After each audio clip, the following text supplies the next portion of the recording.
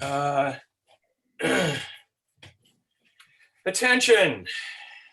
This will be a virtual meeting of the Marinwood CSD Board of Directors pursuant to Executive Order N 2920 issued by the Governor of the State of California.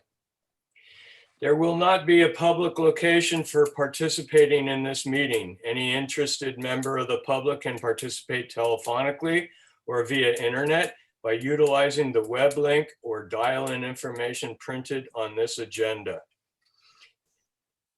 At points in the meeting, when the meeting chair requests public comment, members of the public participating in the live meeting, either via internet or telephone, shall indicate their desire to speak.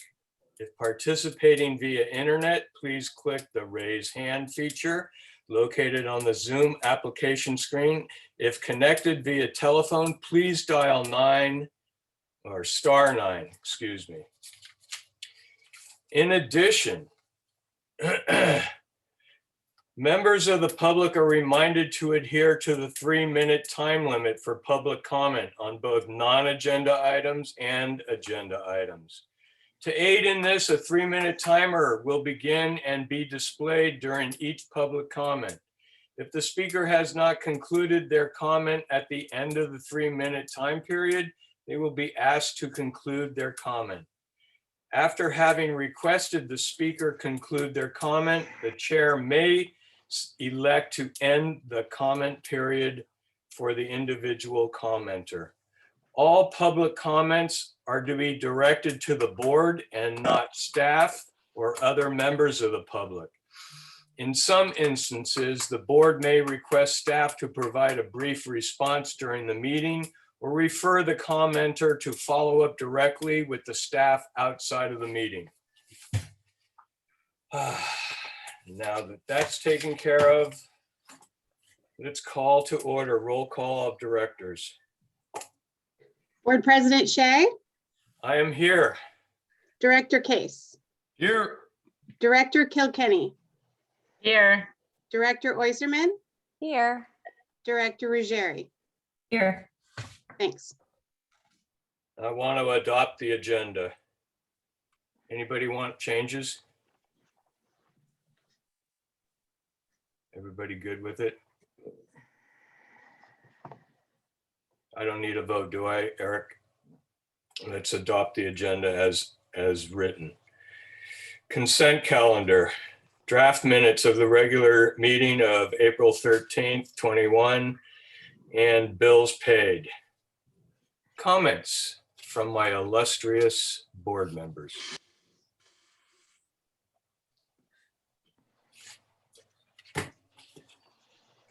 Any? From the public? Yes, 1 second, please. Stephen. Good evening, everyone. Good evening. So my comments are brief. The agenda, or I'm sorry, the meeting notes are vague and really do not inform the public nor the other commissions of what is actually occurring in our meetings. I ask that you provide a better record for the public. You really just, we don't know what's going on, and whether that's intentional or not, it should be corrected. We are a participatory democracy. Thank you. Thank you, Stephen. Anybody else?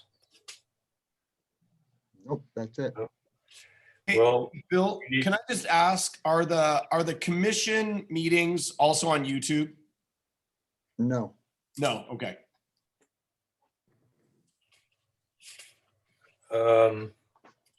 we need to approve.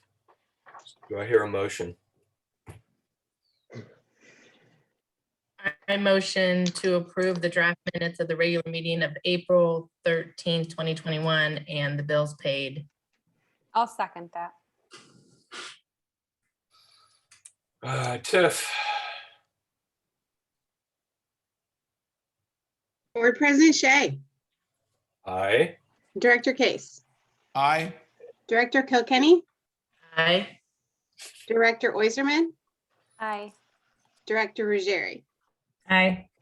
Thanks. Thank you. Public comment, open time for items not on the agenda. Yes, 1 second.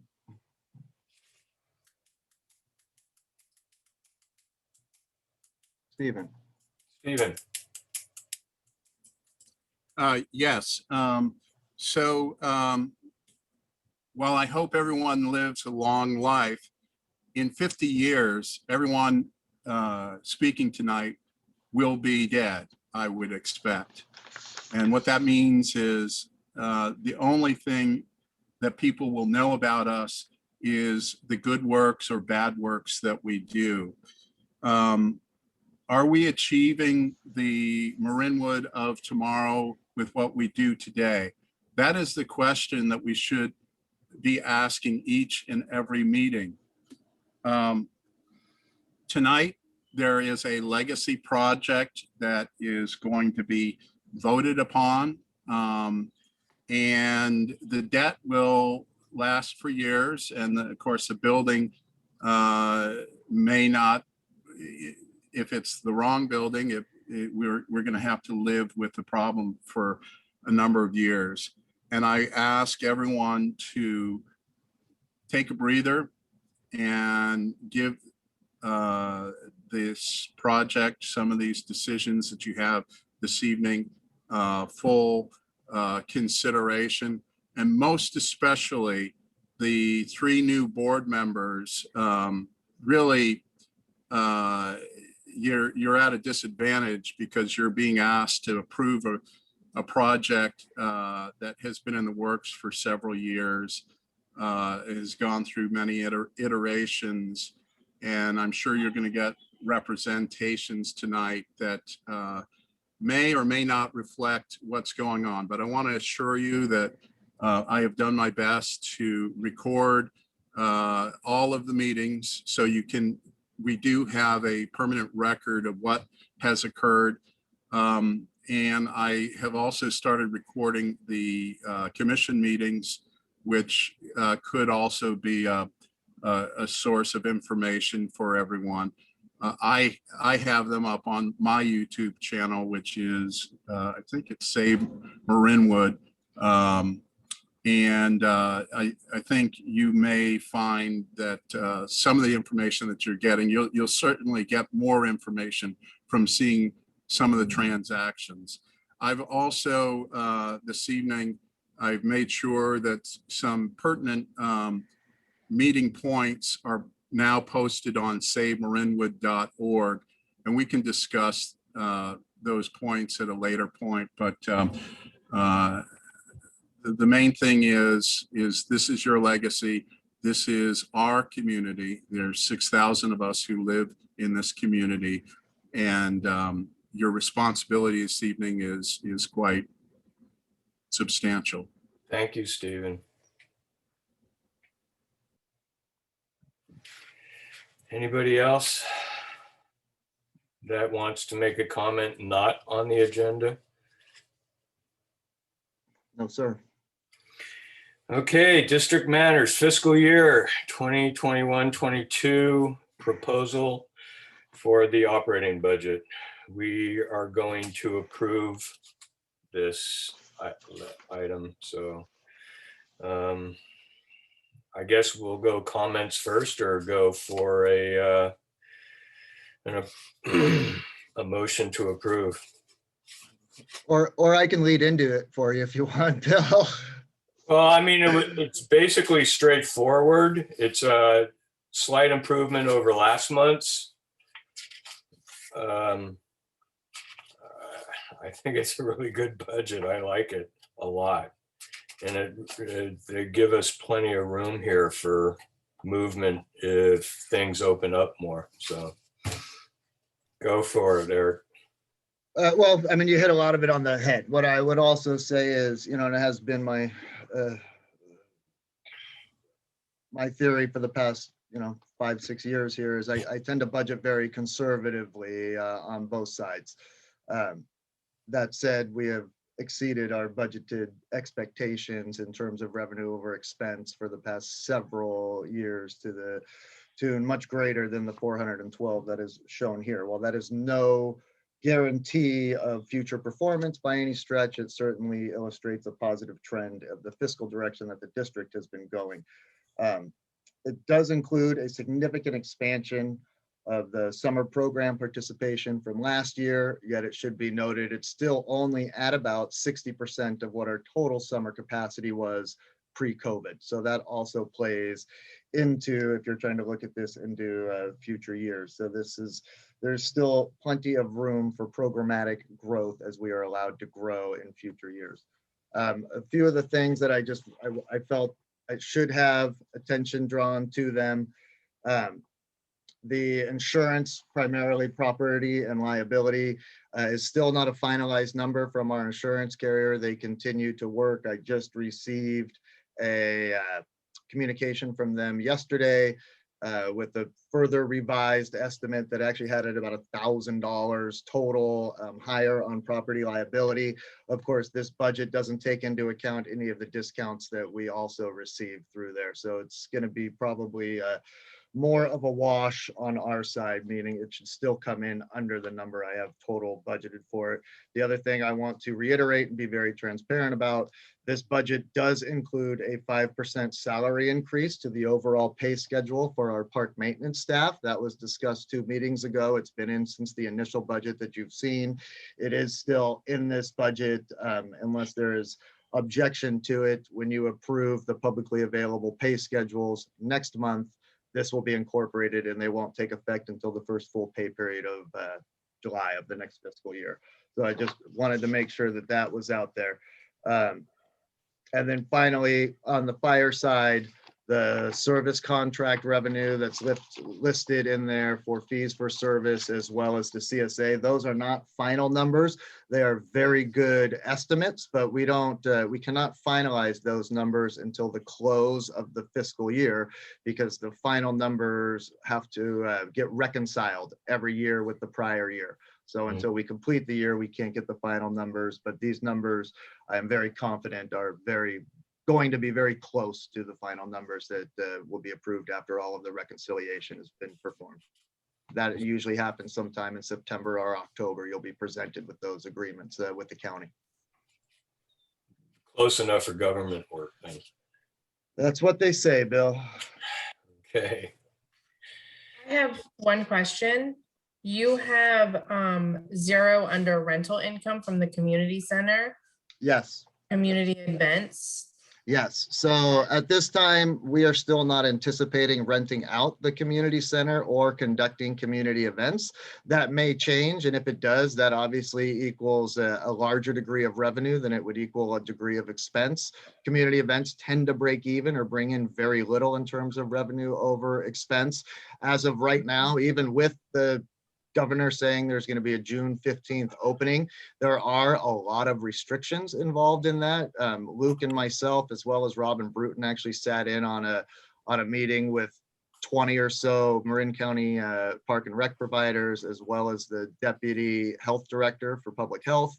And there still are a lot of obligations for facilities to be rented out in terms of verifying vaccination status or social distancing, or creating vaccinated versus non-vaccinated areas. And it's just the burdens of those are too great. So we figured at this point in time, it is much better to not anticipate any revenue for that. And if that changes halfway through the year, the understanding is it will certainly be a situation where revenue would exceed expense with any impacts of changing that. But like pool and renting out of picnic areas may increase. Yes, the outdoor park area picnic areas, not the pool complex, actually have started taking in reservations. They've been coming in fairly fast and furious. We have not done it in the pool complex. Luke can speak better to this than I can, but in short, It's because we still have capacity restrictions as to what can happen within the pool. And when you start renting those out, it just starts to blur those lines. Luke, if I'm misspeaking, by all means, chime in. Oh, no, just to clarify a little bit, right now, everything at the pool is by reservation. So, it's sort of redundant with our rental category. If we're reserving the pool for a party, we're already doing reservations for everyone coming to the pool. So, it doesn't make sense to have that as a separate line item in this particular season as we're currently running things. Thank you. Sorry, I said okay and I was muted. Otherwise, if there's any other specific questions on any of the line items, either district-wide or by department, I'm happy to field those. Go for it. Everybody? I don't have a question, but I just wanted to thank you, Eric, and your staff for not only being conservative in your budgeting, because that makes all the sense in the world, especially given our current situation in the world, but putting together this report the way that you did for a new director made it really, really clear and understandable. And I know how much time that must have gone into it, so I appreciate it. That's my pleasure. Thank you. The amazing thing is, this is the standard. This is what I've seen all 3 years. And so even me 3 years ago as a newbie, and him being Eric and the whole team has been very much available anytime. And I always have questions before meetings. I look at it and I think I know what I'm talking about, and I just want to confer, and they're able to answer all the questions. So yes, Eric and the team is amazing. Thank you. Yeah. Cool. Anybody else? Okay, how about the public? Sure thing. 1 second, please. Stephen? Stephen? Yes, can you hear me? Yep. Yes. Okay. So the budget is best understood as two components. One being our tax revenue, which is predictable and follows the real estate market, which has been very, very strong. We don't have a lot of control over that. And then the other part is our business, which we have a lot of control over, although this year is because of COVID lockdown, we've got a problem there. I caution the board to put too much stock into rising revenues as an indication of the future, what's going to happen in the future. The economy is recovering, the market, the real estate market is hot, but real estate markets fall, as we found out in 2008, and lost 30% of market value. It could come again. And so I guess what I'm saying is I'm glad we're budgeting conservatively. I think we need to get more aggressive with a business plan on our business aspect, like rentals, like programs, that sort of thing. You know, I kind of bristle when I hear, hey, things are going great because we have more revenue, because there's nothing we did to actually bring it in. Now, I did have a question concerning the pay raises. And let me say on the outset, I think we should pay competitive wages for competitive levels of work. I kind of question whether or not we are getting a full day's work out of our park and recreation, or our parks department, given the fact they seem to quit work at 2:30, which seems really early. I know in the county, I think they stopped working at 4 o'clock or 4:30.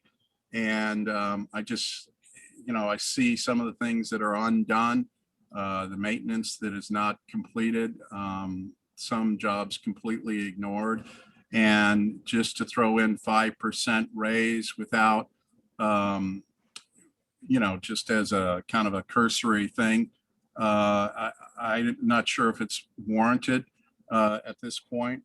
I do hope that you can look at the performance of our staff in relation to what they're doing and other Thank you, competitive. Stephen.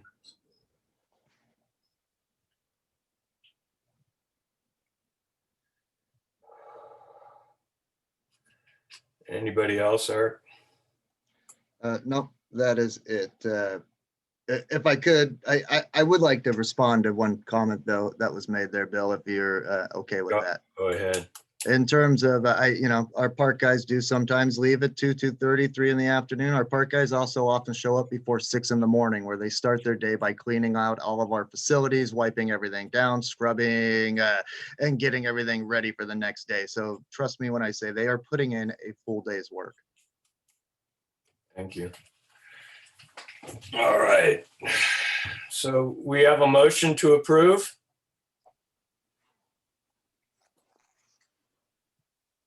Do I hear a motion to? I motion to approve the fiscal year 2021-22 proposed district budget as seen in the packet.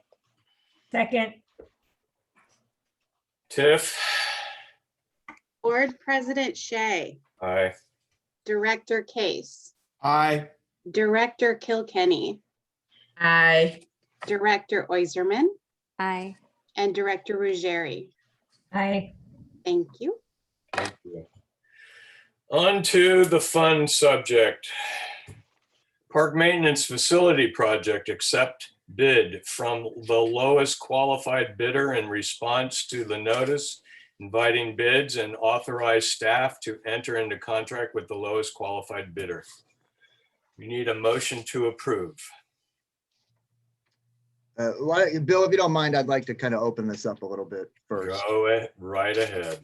Thank you. I am actually fully in agreement with one of Stephen's earlier comments that it is entirely unfortunate that this position and this decision comes in front of the makeup of the board as it currently sits.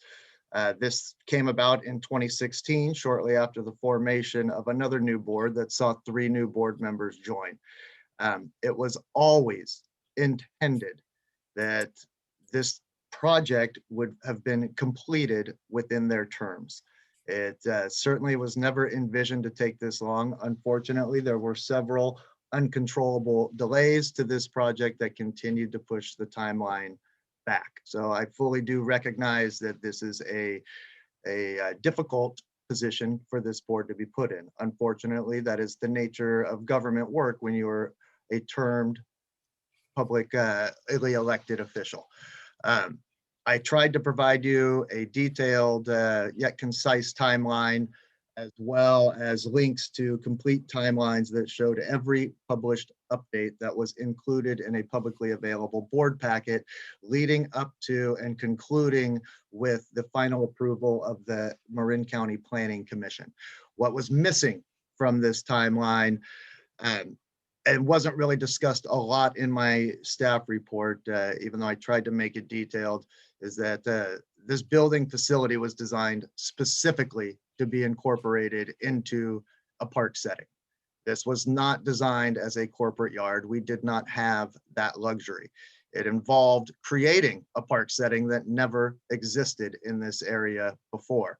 It has always been a maintenance area since the 1960s, and that is always what has occurred in the surrounding area of where this building is proposed to be built. It was developed in this way due entirely to public feedback and people who were afraid, not afraid, bad term, who didn't want to see a loss of park space. This project actually creates a more park-like setting with several of the design and landscape elements that we have put into it. Building a traditional corporate yard would have been much easier and, quite honestly, more effective for our intended purpose. Again, we did not have that luxury. When the final design was approved by the board, it had been discussed at over 20 public board meetings at that point in time, spanning multiple years, not including several Park and Recreation Commission public meetings. It was presented in visual detail multiple times by the project architect, who I'm going to bring over to join this meeting in 1 minute. Also, PNR. Finally, it was presented in January of 2020, again in a visual presentation by myself and the architect to the County Planning Commission. At that time, it had been discussed with written published updates at over 30 public board meetings. This needs to be considered. The location. We explored every potential feasible alternatives. And at the end of the day, we really didn't have a feasible alternative. Again, this area had always been used for a maintenance facility purpose. It has existing infrastructure in power, water, and sewer. It is and always was a conveniently located location for all that our park maintenance staff do. They are not simply landscape crews. They do maintenance on our facilities. That includes the firehouse, that includes the community center, that includes the pool complex and the pool operations. It includes playgrounds and other developed parts of our park. We needed somewhere that was centrally located, and this was the feasible location for it. Finally, we took into account a lot of environmental considerations, which also helped lead to the design. The existing footprint sat immediately on the bank of Miller Creek. We did not want to continue in that, even though rebuilding in the existing footprint would have been environmentally and technically allowable.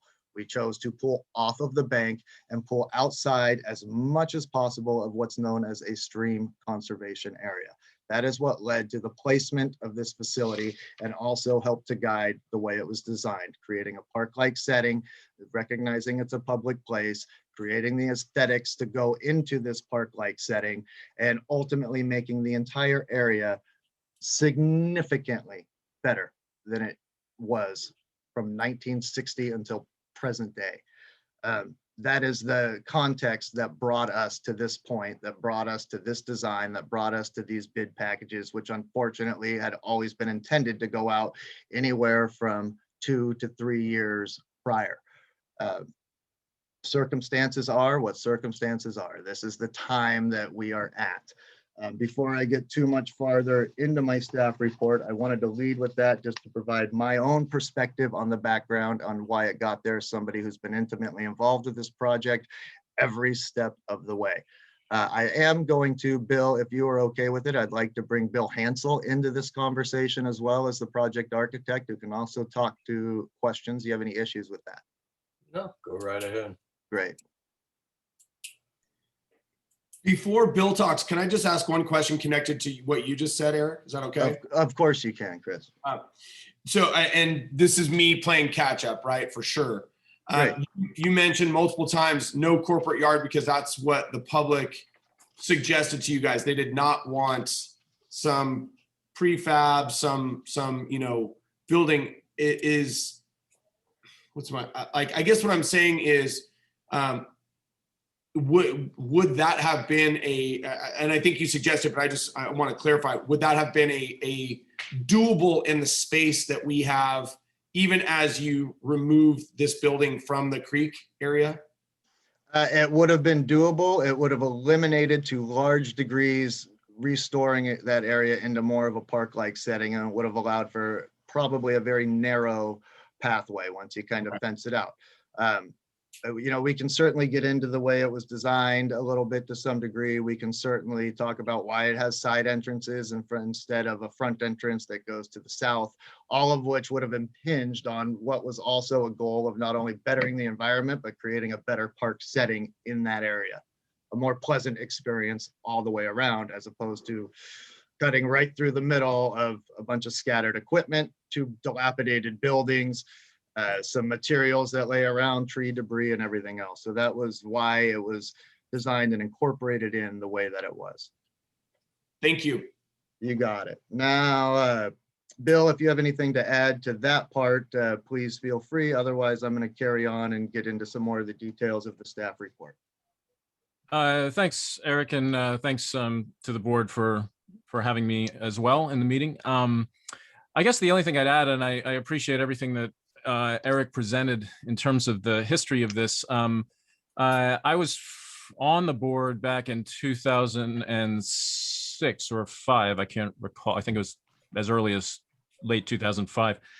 And, this was a topic way back then. And when I started, I had been told that it was something that was waiting to be done from years before. And, it really always seemed to be the reason for the delays at the time usually had to do with certain people's objections immediate to the location. And, we all really felt, because it would come up and then it would go away and it would come up again, that that we were concerned about the liability in the long term for the employees. We were, we felt as if that location was really, not serviced well by being the center of the maintenance, and combined with the nature of that building, the older building at the time. And it really is a trailhead in a sense for one end of the panhandle anyway. And so when we eventually got into the design, long after I had finished up on the board, one of the things was, we're kind of both restricted and challenged and need to rise to the occasion of making this a building which is worthy of its setting. I remember being in a public meeting and talking about, if this were in behind the community center somewhere, or somewhere in a back area, something that we could fence away, that'd be fantastic. But it wasn't that. So that's how the nature of the design came about, and everything in the design process and in those dialogues with people at the time who were looking at it, and the board at the time, we're all about trying to make something that was as efficient as possible. It was something that responded to the needs assessment that had been presented to me when I started. It was done before I even got involved. The fact that we had when we proceeded with design, it was already cut down in terms of size from that needs assessment. And then in the design of the building itself, that it was basically as simple as possible, meeting all of those standards. And if Eric wants to show it now, or if you want to come back to it later, there's some very simple diagrams that basically explained at the time and re-emphasized. I hadn't actually looked at them in a few years, but this is basically a slab and some structure and a roof, and a very simple interior. And it's just a real shame that the delays that were caused were so unnecessary, and we got back to what we knew we needed to do. And the market is what the market is. I have, the only other thing I'll add is that in the interim time since the bids have come in, I've had a couple of conversations with both some of our local designers and contractors, as well as some other contractors that I know, just to sort of see where they see the market is going, the construction market. And this would include Stephen Schaup, who was on the Park Maintenance Commission for a while. He's a designer and a contractor. Joe Runco's landscape architect with a large firm, as well as two other outside contractors. And unfortunately, no one sees a turn in the future in terms of these prices. We might see some changes in the longer term, sort of nationally on averages. But the problem with the Bay Area is, so much of the related construction cost is driven by the high real estate numbers. So even when you get to a point where you might see some of the inflation in materials start to ratchet down, you're still going to have these high labor expenses, and also a shortage of trades. So unfortunately, I do agree with Eric that that time has been the driver on this thing economically, and my fear would be that postponing action in one way or another just doesn't help us. It just continues to hurt us. So That's a good segue. So if you look at the report that I gave, thank you, Bill, by the way.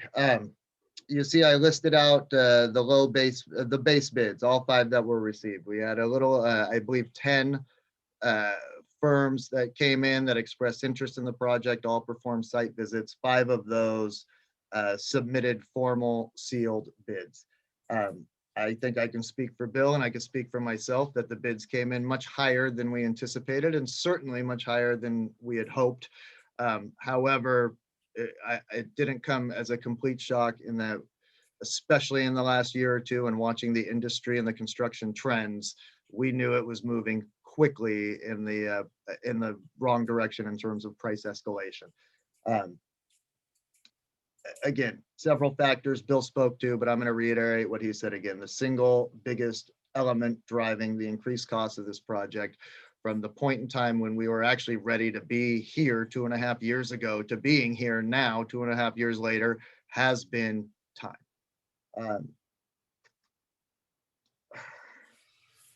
I tried to lay out your options. This is a public works project. You are guided by very specific guidelines in what types of actions the board can take at this moment. One is you do have the choice to do nothing at all at this point in time. And you can put this decision off for a period of time. I would not recommend that. I don't see what purpose that would necessarily serve as to where we are right now. And especially given everything that I opened up and was stating. And it would also present I don't want to say a hardship, but it puts, the bidder in a compromised situation, in that he has a lot of subs on hold for this and ready to see if he's able to move forward on this. So I recognize that. That said, it is legally allowable, and the bidder, Murray Building, certainly understands that as well. Obviously, it wouldn't be preferred. You can reject all bids. You can instruct staff to redesign the building and reissue an RFP in the hopes of receiving lower bids. This also comes with significant risk and, most importantly, adds significant time to the process that at the end of the day, you might not only wound up with a compromised facility that doesn't meet all of our needs, but also one that is no cheaper and quite possibly could be more expensive as it goes back through the legally required public bidding process. You can abandon the project as conceived and we can completely start over from scratch. This is a need, regardless of the fact that the existing facilities are now gone. Those existing facilities needed to go. They've been unsafe for several years and they should have been demolished a long time ago. Or finally, you can accept the low bid and you can authorize the district manager to execute the contract and engage in that process with the low bidder. It must be understood. I put in my report, I put it in writing. These bids are the base bids. You have what is known as additional alternatives to consider. Most significantly of those additional alternatives are the east and the west courtyard.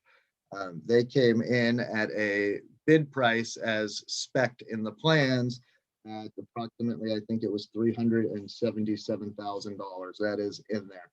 There may be some room for value engineering in there, but again, anytime you greatly change the scope of anything, you need to relook at that and ask if this is something that needs to be rebid. But since it wasn't a part of the base bid, you can, the other adults were the break room cabinetry and a sink, and then a vertical shade and security fins that would go along the windows inside the conditioned workshop area. As far as number 2 and number 3 goes, we are perfectly capable, in my opinion, of purchasing and installing that using what is known as force account labor, more commonly referred to as in-house staff. That is a absolutely acceptable option within the scope of the public contract code that guides what we can and can't do at this point in time. We can also perform, and our staff can apply and build fencing where the east and the west courtyards are intended to go. I will say now, it would not be to the same degree, nor most likely the same size, and certainly not with the same uniformity as designed in the original plans. But it can be done, and it would be done at a minimum on the western end of the facility. That really does require some extra fencing as the facility is open-ended on that side. It would serve a security purpose, and one of our stated goals here is to be able to keep everything behind a wall as opposed to how it had been stored since the mid-60s. It is not a situation that we want to be in, but it is the situation that is presented at this point in time. Moving on in my report, should the board decide to move forward, another determination to make is specifically how to fund this project. I provided a breakdown of potential funding options that utilize Measure A, which had long been designated and intended for this project, as well as the potential for financing a portion of this project via a loan, utilizing designated reserves potentially. And then obviously we have our general fund and adding some of this to a general operating cost. I tried to give you some of the information in there, including where our general fund currently stood.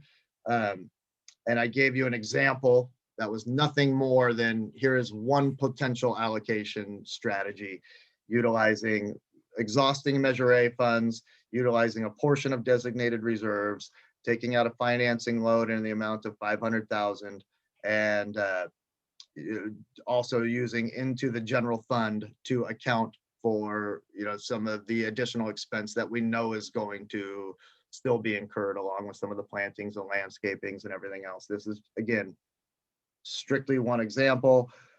It is intended only to illustrate, especially after you've seen the budget and where we're at, the district can afford this project. It can do it in a way that does not compromise our financial health, nor does it compromise our other operational or future capital needs.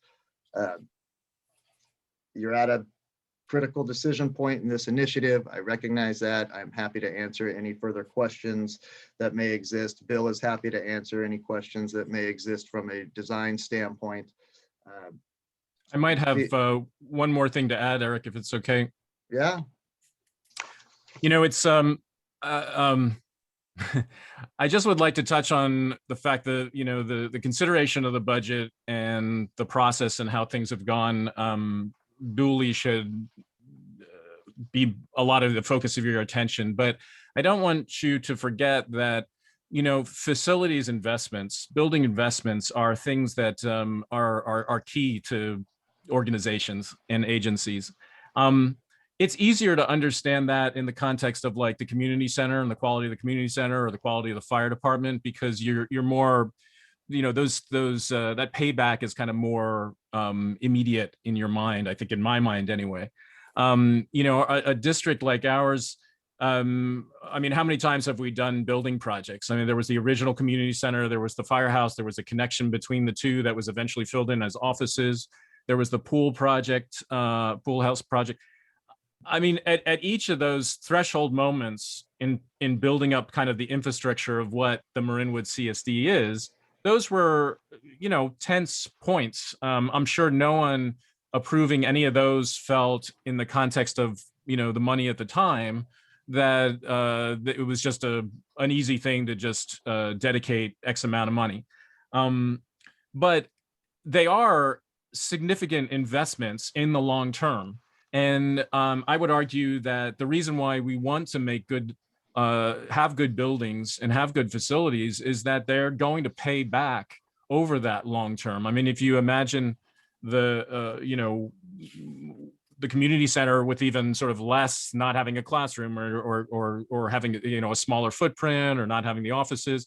Any of these things, or the firehouse being deficient in other kinds of ways, you would acknowledge that they would immediately affect the level of service. If we didn't have a pool, you wouldn't have any of that benefit.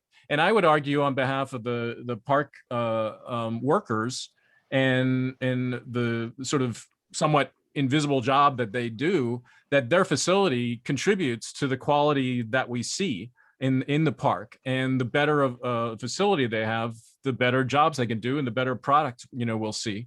So given the fact that these buildings become, they're originally, you think of them as maybe 40 or 50-year buildings. They're depreciated over probably, at most, Bill can tell me, I think it's 39 years or something.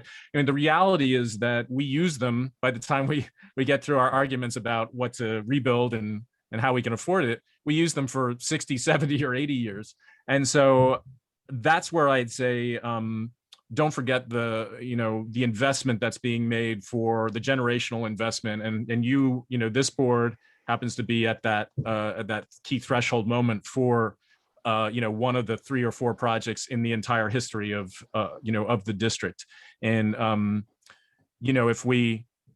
if we don't have decent facilities, then we can just kind of look at what's there now, chain link fencing and a portable, and say, well, that's the standard. And I think everybody could see that that doesn't do us any good long-term service. So I don't want to undermine the significance of the financial aspect, but I also don't want to forget about the long-term investment in the facilities and how important a part they play in what the CSD actually provides service-wise.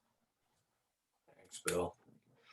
And then before I turn it over to other questions from the board, and sorry, we're kind of starting to feel like we're getting a little all over the place. I do have some hard numbers behind financing at this point. These were just received yesterday afternoon. This comes from the California Special District Association. They have a finance corporation within them. We have actually used them before, and that was how we funded and financed the remodel of the community center and the firehouse when that was done 20 plus years ago. On a $500,000 loan on a 5-year term. I've been quoted and everything but locked in to a 2.7% interest rate. That would equate to an annual installment payment of $108,243 for a total payout of $541,219 at the end of 5 years. So that would be total interest paid of approximately $41,219. On a 10-year term, we have received a rate on that at this funding amount of 2.95%. This would be an annual installment payment of $58,465.78. On the 10-year term, it does have prepayment options after the 4th year. So from the 5th year on, you can elect to pay off the rest of the principal balance at no further penalty.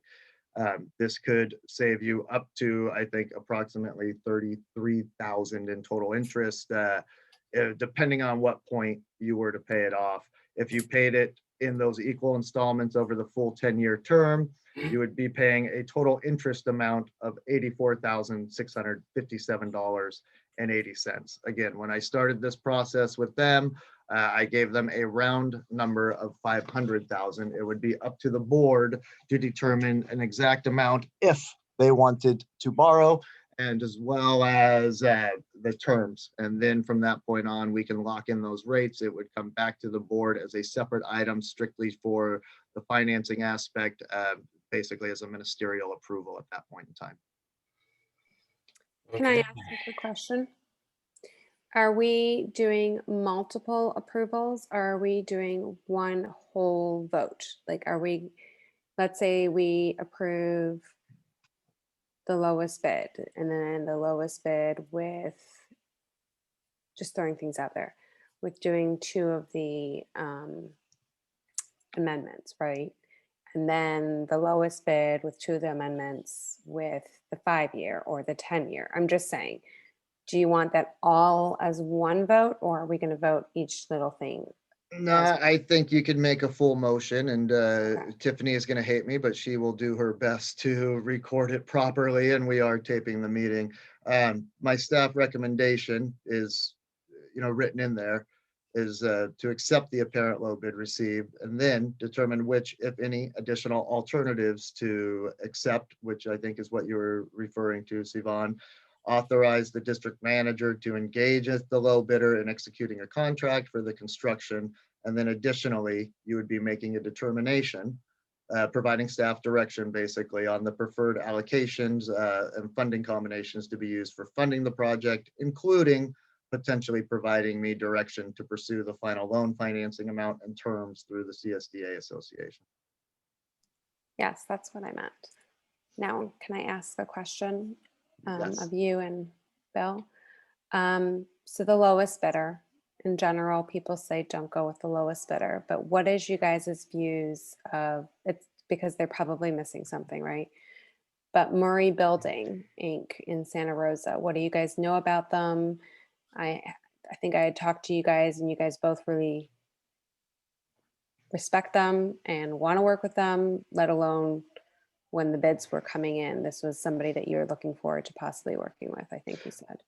What I can tell you is in doing the due diligence after the bids were received and opened, we have certainly had multiple conversations with the owner of Murray Building, plus we've done research leading up to them. This is a highly qualified company that works almost exclusively in public works settings. Their bid was very competitive with the second lowest bid, which came in, don't quote me on this, but I think it was a difference of $14,000 in terms of the base bid. I am 13. I am incredibly comfortable and confident in their ability to do the work. Okay, One So- thing you might want to, oh, go sorry. ahead. Go ahead. You know, one of the things here is that we're you know, custom maybe with homework, home projects in terms of dealing with, you know, private contractors and a whole different kind of a process. This is a different animal in terms of public bidding. You know, we don't have the option to really just, unless there's a disqualification, to choose, you know, selectively choose, you know, above the base, the apparent low bid amount. But a few things to know also, in addition to what Eric was saying. First of all the bids came incredibly close. You know, the range of $1,050,000 to 1.2. I'm not sure, Eric, the highest 1.2 something. Yeah. I mean, ironically, what that says typically is that that's a really good set of bids. When bids come in all over the place with a huge range, it means that there are possibly misinterpretations of the documents or variations of the documents. It's like a lot of kind of ways to interpret the same set of drawings. When bids come in all together, that's not the case. Ironically, what I've been seeing in public projects for the last 6 years has been a significant spread. And to be honest, I kind of expected that. I thought we'd see a pretty wide margin, not because of the documentation, but just because the market through COVID and a little bit before that has been kind of nutty, with some people being super aggressive and competitive and others, you know, just sort of setting their sights higher and setting their prices higher. The fact that things are getting compressed down into what we saw with these 5 bids being so close, like I said, it just means that that's an accurate set of prices. And what I was impressed with Murray was, you know, we did walkthroughs. I addressed questions. We had a whole set of questions, RFIs that went out with like a second set of addenda documents. And Murray's questions were spot on, very insightful, and actually drove a lot of the RFI, which is another good sign. And you know, they also you know, appear very willing to, as we drill down, to, you know, really make this thing as efficient as possible. I think the reason specifically why I pulled out the courtyards as ad alternates is because they're a different nature of work somewhat from the building. The building is the building. It's concrete, it's wood framing, it's a roof, it's windows, pretty straightforward. The landscaping, which is also straightforward in terms of it's some concrete walls, some fencing, and some gravel, and then some very large gates, that had the ability to be interpreted more widely. And if you look at the bid numbers between those adults, you'll see that they varied a lot, because there was it was more interpretive, and it gets out of the building and more into landscaping. And the great thing about that is that because we could do it in some different context, or we could bid that thing separately again, you know, whatever we wanted to do to eventually come up with that work, that would, in my opinion, have a lot more ability to value engineer, to get that down. And as Eric was describing, it might be the scope changes, it might be the material changes. There's a whole range of things. The building, that's not the case. You know, the building, making changes to it, cutting it in half, making it smaller, making it a different shape, it doesn't really change the price, unfortunately, because it's just so simple, really, as a structure. All right, thank you. Anybody? I guess for the directors that have been on for like more invested in this process throughout, was a more traditional build ever considered? I'm coming from the standpoint of like, I've got this very expensive project in front of me, and I don't really have any of the history. I mean, beyond what Eric has given us a ton of history, so I shouldn't say any history, but I don't have any personal history with what was considered and why it was driven in this direction. I'm trying to resolve this in my head because this is a lot of money. My remembrances of the initial bidding process of the architect drawings and shown to the public. One was Bill's project, it's basically a straightforward slanted roof building. And the other one was I think it was a metal box kind of a building, but it was going to be put right on the creek where the old building was, or actually I should say where the old shed was. Right. I know exactly where you're talking about. Yeah. So, I mean, that wasn't feasible because it was going to be right on the creek. The other plan that the public had, I believe, wanted to move it to the other side of the firehouse, which would have been really Right. There was no electrical or plumbing, and so the additional cost of doing electrical, plumbing, phone. No, Is it that correct? wasn't just that. It was the cost of redesigning the intersection of Lucas Valley and Miller Creek. It was asinine from the very get-go. No, I'm not doubting the location. I'm absolutely, the location is where the location is in my mind.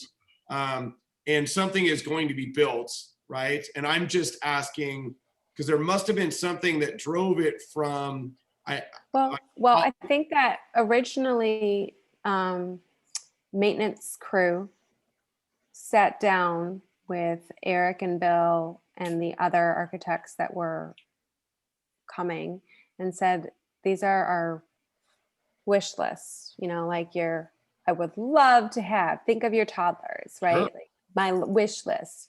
And then it got boiled down to, okay, what can we plausibly actually do? And then the architects created something. And from my understanding, from what Bill has done, is he's made it a very minimalist building with no funny curves, special things, so that it is sturdy, easy to maintain, and although the price tag that we got because of the cost of materials, cheap to build. I realize I'm saying that to a $1 million bid, but all things considered, compared to what we could have come up with, cheap to build.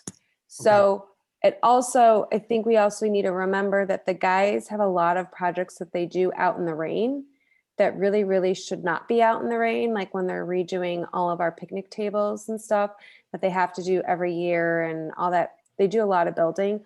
They need space. They need basically an area that they can do their work in that is Covered. It's covered, and also that it works for multiple things, right? It's not like we have our houses where this is the kitchen. We do things in the kitchen, then we eat in the dining room. Like it has to be a multifunctioning space. So from what I understand from what Bill designed, it has the basic things that they need, but in terms of being able to move around as needs change, that's what he's designed. So yes, I agree. This is a large number, more than I think anybody really wanted to spend at the outset. But considering the fact that this is 5 years that we've been talking about it, it's literally before I was on the board. It was when I was a PNR commissioner. And yeah, I mean, yeah, it would have been nice if we had managed to do this 4 years ago when prices were less, before all the multiple fires and building prices started going up, and then COVID and all that stuff. But we're where we're at. The building needed to come down. The guys need space, and We want it to not be an eyesore. And Okay. Can I I, think a can big I, metal box would be an eyesore. can Yeah. you, would you share that Yeah, I diagram, will. Eric? I will, Bill. Give me 1 second first, though. Chris, I think to answer initially what you're asking. In 2016, when the board designated this as a priority project, it initially had started at Without doubt. the initial research started within the PNR commission level. Okay. And in fact, we actually, within the scope of a PNR commission meeting, had a general contractor who lives in the neighborhood come down, and he joined the meeting, and we started talking about design build versus prefab versus, metal versus everything else. And one of the things that this contractor pointed out, and this is before we had a really solid needs assessment put together, Right. was, prefab sounds great. Oh, it's just this price. Then you put it down. Well, that doesn't include the slab. That doesn't include the customizations that are needed for simple things like sewage, like plumbing, like electricity, like, you want to put an office in there. Okay, that's a further customization. You want to put a bathroom in there. That's a further customization. How are you going to need it? What do you need it to be for? And in fact, he was one of the first ones that came to us with the idea, and this is before Bill was really involved in this project, of having a way that you could enter from one side and go out the other side. So this wasn't strictly an idea that Bill had. And I think there's some confusion, and I think it's been misrepresented what that is intended to do as well. Some of the other challenges that we started to run into was storing our rolling stock, our district assets, a truck, 2 UTVs, a dump trailer, 2 riding mowers, a tow behind water tender, was something we wanted to be able to keep out of the elements. And if we're trying to build a combo garage, workshop, everything else area, and doing that in a singular housing, what's going to wind up happening is every morning they got to pull all of that stuff out if they want to then be able to work on an actual project in what is the workshop area. God forbid this project takes them more than a day to complete. Then they have to find a way to move all of that aside so they can then put all of the equipment back in. One of the beautiful things about what Bill ultimately designed was creating, for lack of a better term, this kind of covered garage on the side that didn't interfere with what has always been intended to be a bona fide workshop and work area that also incorporates a break room, a bathroom, a shower, a secured storage closet, and the ability to work. Bill had the idea in his designs of, hey, if we simply put 2 roll-up doors, it gives you the option that if you needed to bring in heavy materials into the shop, if you needed to bring in heavy equipment into the shop, you can bring it in one direction and be able to move it out the other direction. That does not mean that that area stays clear. In fact, it's exactly the opposite. That would happen on a rare occasion that you actually need to drive a vehicle through this facility. 95% of the time, that area is going to be occupied with one of the multiple different projects that our park staff are working on from a maintenance standpoint. That now gives them a proper area to be able to do something to then implement it into wherever it is intended to go. So I think that is a little bit of a fallacy in the way that it's been portrayed as this drive-through. That's not the case. It has the option and the ability to drive through it when needed. That is not its primary purpose by any stretch of the imagination. And further, even as we looked at the placement, one of the other things we realized was, okay, as we started to go through, and it was actually Joe Runco who initially donated some of his time and started coming up with a few design concepts. A former director named Irv Schwartz was heavily involved in this time too. And as we started to look at it was when we then started to think, and again, this predates Bill's involvement. You're talking 2016, 2017 as we're trying to refine, what about if we swung the whole thing around and, so that you're coming in from the other side and you could try to pull off of the creek banks that way, but it's still also incorporated the 25-year-old modular unit that, believe me, when I tell you they've started finally pulled that apart and we got a better look at it, we realized that had lived its useful life as well. And then so it was Bill's idea because we still envisioned keeping that modular and building this workshop. It was Bill's idea that then came in and said, well, why don't you incorporate what you need out of that modular into a singular building?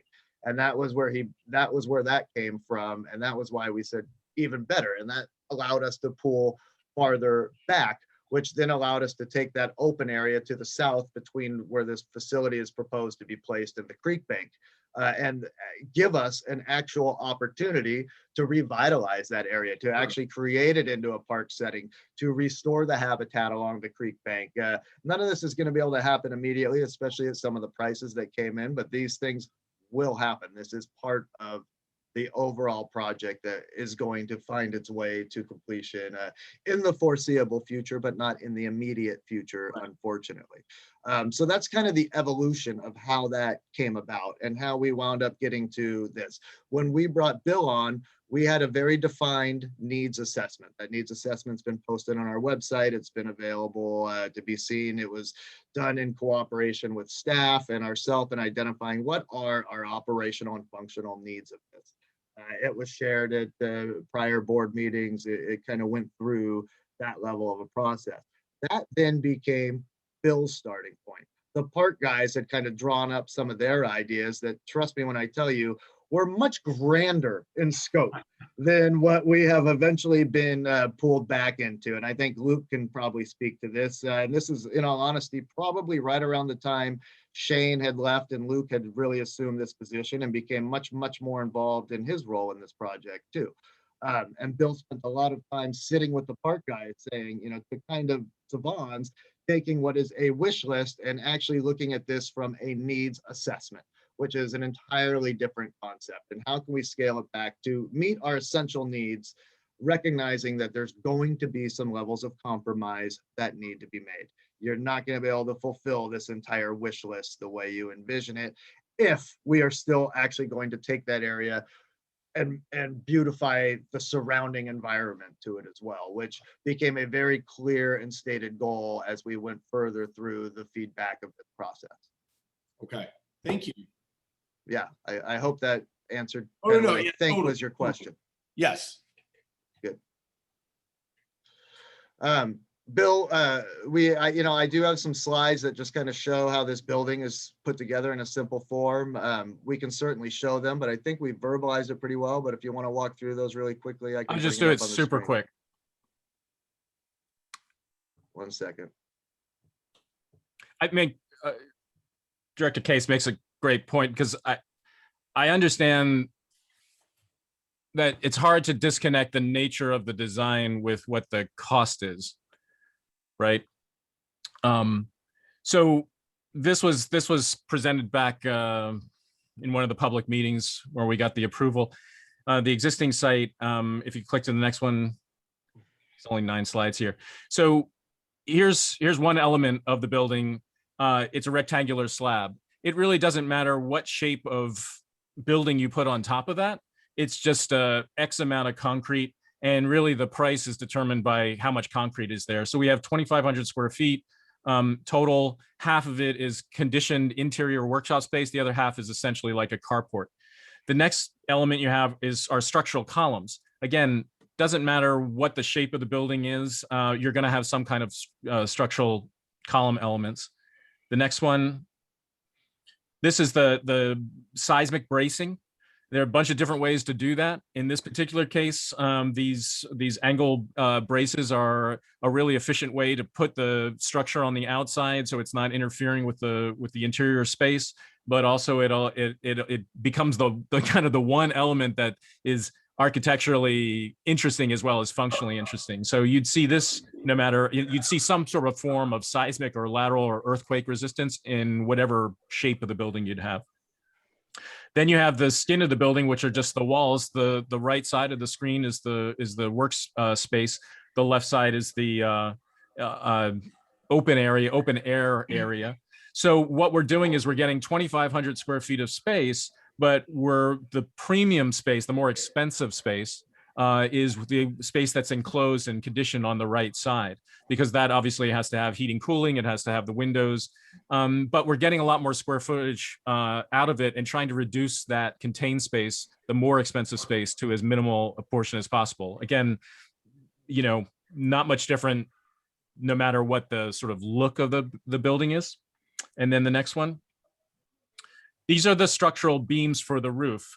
Now, the one thing here that that did develop in the design process was that it's a long span. They go from the rear of the building to the front of the building. I originally had columns, for those people who remember being in that meeting, I put in the columns for efficiency. We talked about how that would make it, more difficult to kind of move all the materials around freely. They were taken out. What you see and what was engineered and what was priced is a long span building. These are the types of things that you would not get with a prefab. There would be much more limitations, and all of the examples that I've heard to date about this prefab and the cheapness of this one or that one, there's no kind of comparison to it providing the type of space. We're talking about those prefabs being like short span little buildings that are low in nature, that are essentially like little garages that you can pull into. And as Eric said, they wouldn't be functional, when you'd have your storage vehicles in. So the whole point here was to spend the money on the roof to be able to give you the unencumbered space on the inside. The other thing about this design was the roof, in that the pitch was going from the low side where the neighbors were to the high side as a shed roof, as opposed to a more of a gable traditional pointed roof where you'd push the peak of the roof back towards the neighbors. The other advantage of this shed roof is that it's very basic, simple framing, more simple than a gable roof or a gambrel roof or other types of hip roof structures that are more traditional. So in that sense, it's actually less expensive. And it allows the southern side to pop up, which then allows you to put the clear story windows, which are the high windows on the south side, to bring natural light in, so they don't have to be in a dark space or a space that's artificially lit with electricity, and daylight or artificial lights. It's all sort of naturally lit. And that's kind of that's it. There's some of the element here. You're seeing the fencing at the east end, and I think the next one, Eric, is the fencing at the west end. And as Eric is saying, because the west half of the building is essentially just an open space, in order to have some kind of security, there's going to have to be some type of level of fencing on that side. Also, because it faces the road, it would be easiest to be kept tidy and neat and controlled with some level of fencing. But I think we can approach that over the course of the project and probably do something a lot more affordable in the long run. So that's it really. And I would just say that if you were to tell me, Bill, I just don't like the look of this thing. Can you give me a different look? As I said, you could shape the roof differently. But if you said, I still want the 2,500 square feet and I'm okay with half of it being interior and half of it being exterior, open air, I bet you we'd come up with the exact same price or something close to it, because literally the amount of materials and the labor it goes into putting those together, that's the price. So. And just to be clear, what we saw in that visual representation, which was, thank you very much. With the base bid, we're not getting the west or the east wing. We're getting the building, the 2,500 square foot building.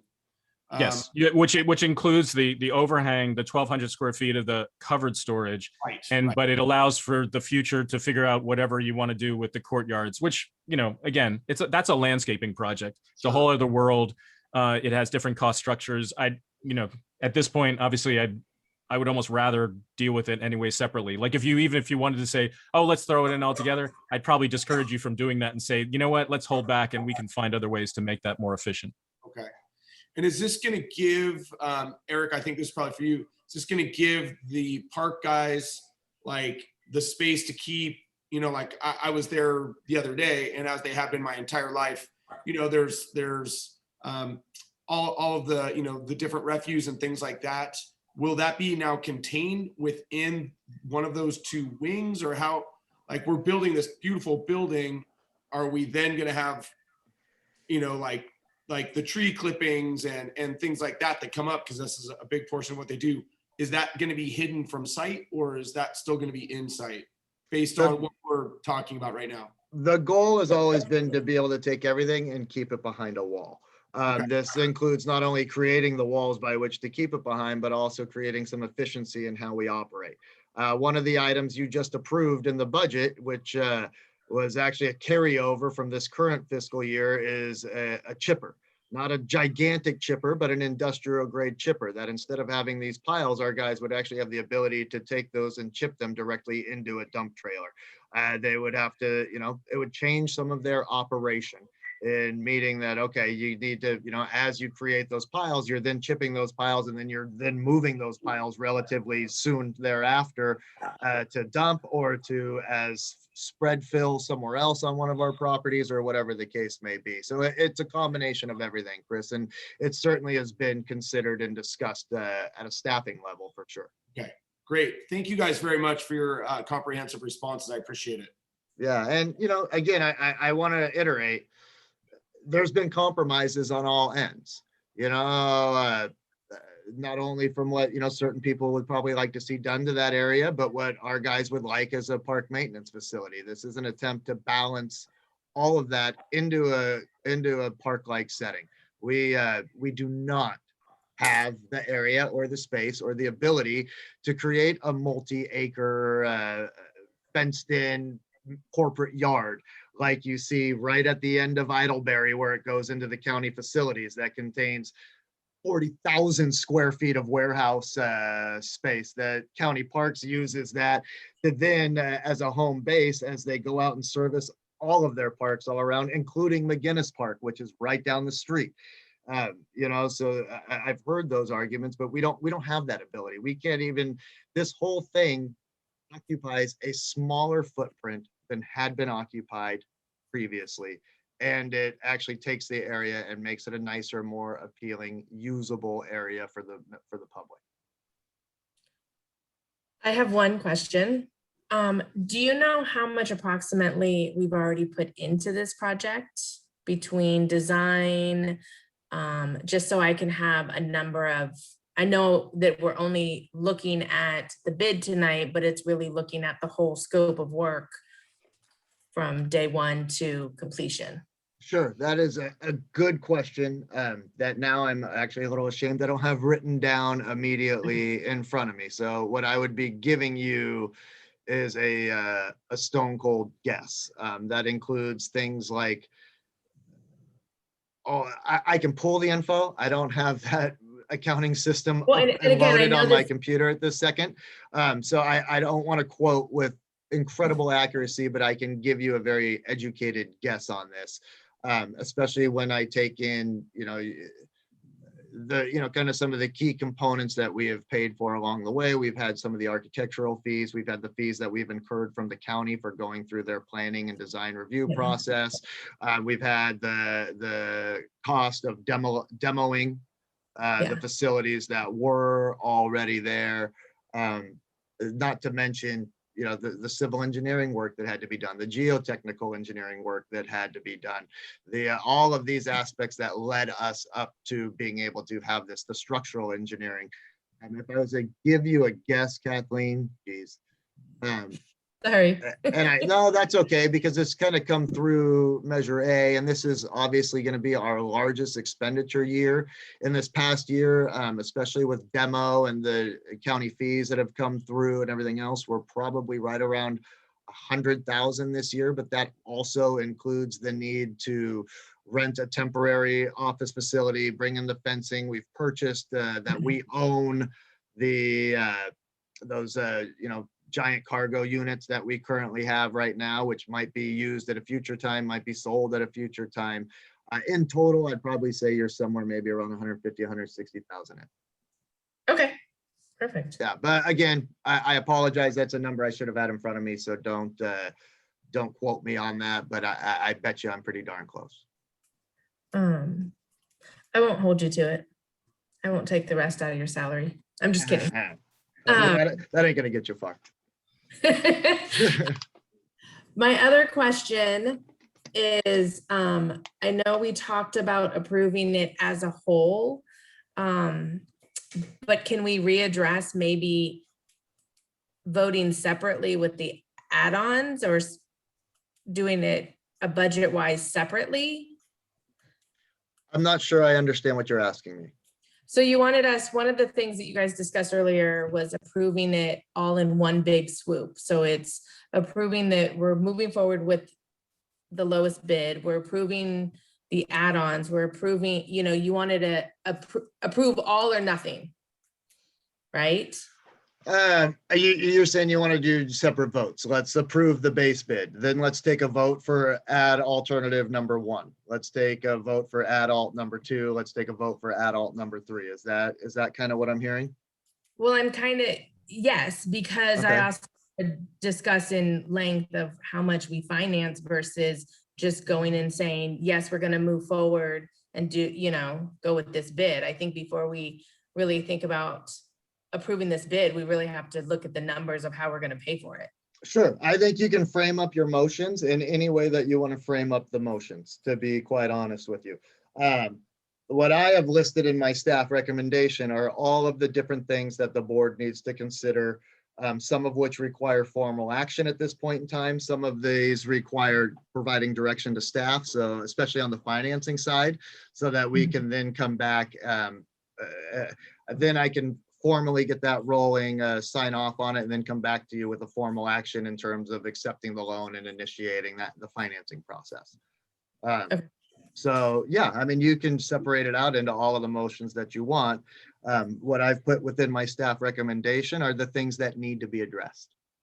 Okay.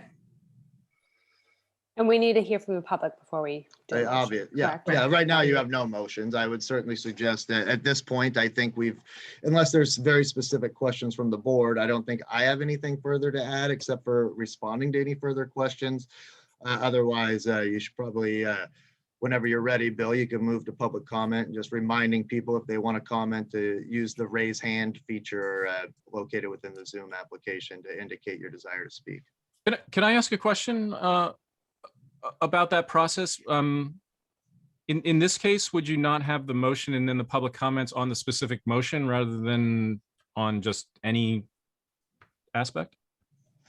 You can do it either way, to be quite honest with you. Your comments are within the scope of the topic, not necessarily on the scope of each individual motion. Because if we do the motions, then there'll be a comment on each motion. No. I would actually like to hear what the public has to say. Of course. So then it would kind of drive me on what motions I would need to make or should make, or That is a That's very kind of- sound philosophy that I certainly agree with. Whenever you're ready, Bill. since we have so many. Yeah, unless there's other questions. Well, I mean, Eric, I'm sorry to the adults are the courtyards, the break room cabinetry, and the vertical shade and security fins. Correct. So just to be clear, and I think you've said this, but I'm not sure that the board has heard it this way. The courtyards and the price for the courtyards, I think we could, even if you were inclined to just spend all the money, I personally would probably recommend not accepting those because it doesn't affect our ability to move forward with the construction as it is of a building. And that's a separate landscape sort of project. And I also feel like we could, in various ways, find possibilities to do that work and save the district a lot of money. So I personally, as the architect, I guess I wouldn't necessarily recommend taking that adult. The cabinetry it's a smaller line item, so it's more integrated into that work. It'd probably be more efficient to kind of do that all at the same time. The vertical shades and security fins. The interesting thing about those were that the bids were all over the place. I think this was one of the highest at $93,000. It was as low as $12,000. It's sort of like hanging shades. You could, it's the type of thing we could do later on and just make sure that the shading is right and the security is right. So I personally wouldn't advise you to do that as the architect. I would advise you to do the base bid and maybe consider whether you wanted to do the break room cabinetry. And if that simplifies things for you, all the better. Yeah, I think I think Kathleen, what the bid is just the basic bid, and then we would have to decide, like, that's one thing, saying, yes, we're going to accept this lowest bid. Then we would need to say, not only are we going to accept this lowest bid, but let's say we're not going to go for the adults, right? So then we're going to say, I'm proposing that we authorize going with the lowest bid and not doing the adults, and going with, I'm just randomly saying something, with the 10-year financing option. So that would be like one way of doing it. But then we could also just do, we're going with the lowest bid. That's the first one. The second thing that we vote on is whether we're going with any or none of the adults. And then the third vote would be which financing option. Does that make sense? Is that what you're wanting, Kathleen? I would prefer to break it out. I think Okay. it's 3 different discussions and 3 different motions versus one big umbrella. Okay. Sure. I agree. I do agree, though. I think you should move into public comment before you Yeah, start kind of let's going let's do down that. No, line. I just wanted to make sure that we understood where we're all kind of going towards. Yeah. Okay. Now we open it up to public comment. Yeah, right now you have 6 people who want to, who have expressed interest in making comments. So I'm going to take them in the order by which they raised their hand. All right. So if you could bear with me for 1 second here. Stephen.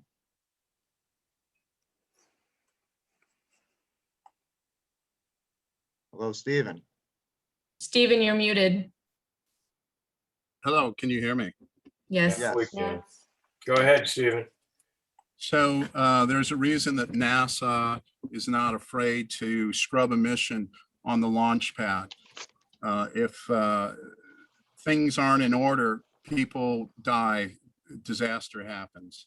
And I would suggest this evening you have incomplete information and a lot of misinformation, as well as the public process has not been addressed. And I'm just going to go down a list. I have some criticism of the project itself, but and I have more information on savemarinwood.org. I did videotape all these meetings, so I can back up everything that I say. In February 2018, we presented a list of 200 people who requested a public forum. At that time, the then president, Jeff Naylor, said he would not consider a meeting because they didn't know enough. We didn't know how much things cost. We didn't know the details, but he assured the public that once all those details came in, we would look at the project, we would weigh alternatives. This has never occurred. In fact, after the architect was hired at a total cost of $12,000, it was promised, this mysterious architect, which was later determined to be Bill Hansel, that was going to be the complete cost for his work. Well, we know that that's been totally blown apart. I don't know where Bill's fees are now. I think someone counted up last I heard 50,000.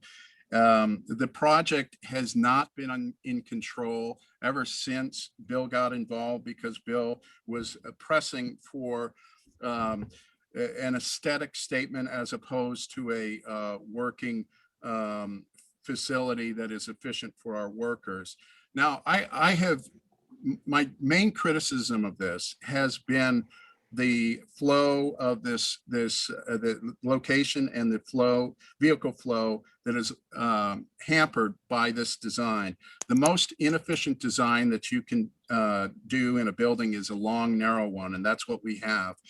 The bid that was presented, it's not $1 million bid. This is a $2 million bid. It's $1 million base bid, 500,000, and that doesn't even include some of the other stuff that we're going to need to do. So it's $2 million. This is the most expensive project in Marin County history. Stop. You need to Thank you, Stephen. evaluate this. And Bill, I would ask a few more minutes of your No, you time. don't get more minutes. Sorry. Well, Bill, Goodbye. you are a public representative, and I do appreciate the opportunity to speak. Thank you. Up next, Next you have Eric as identified here. 1 second, please.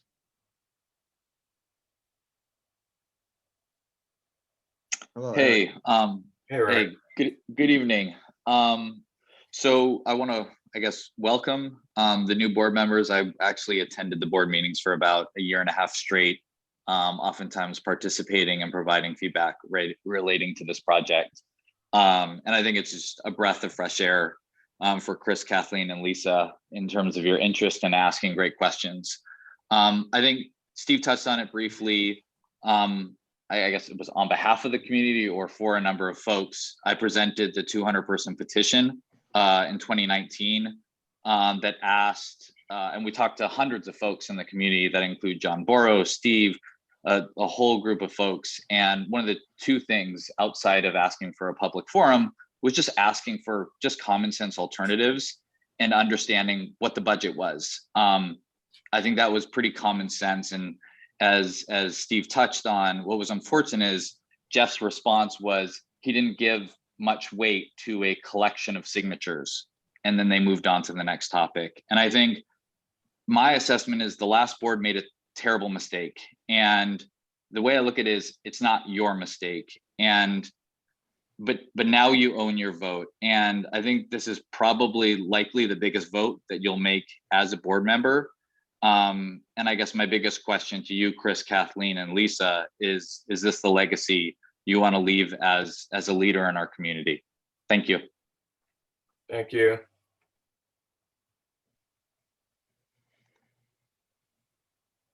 Okay, next you have Kara.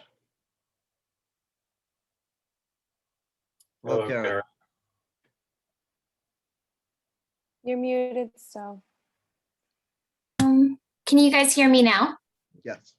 Go ahead, Kara. Okay, thank you. I just want to say thank you for everyone. This is my first board meeting that I'm attending. And yes, I'm awkwardly calling in a room away from my husband, but I feel like this topic has been something that has been passionate for my husband, but until I saw the cost numbers, thinking about why we moved here in 2018, what we're excited about looking forward with our community, I just reached a level of almost shock in terms of looking at just your P&Ls of how expensive this project would be.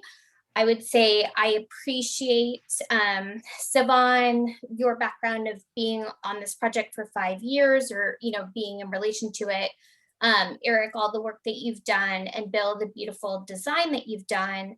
But I think that what you said tonight was kind of telling, that you said you haven't revisited the design for the past 1 to 2 years.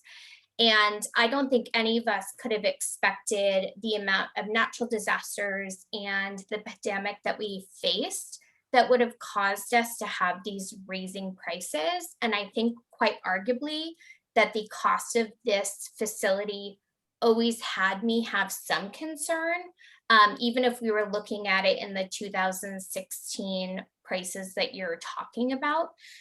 So I think as a concerned mother of the community, my biggest fear, and it's not that it isn't a beautiful project, and it's not that I don't think that the right things are in place for 3 people, but it's what is best for the community.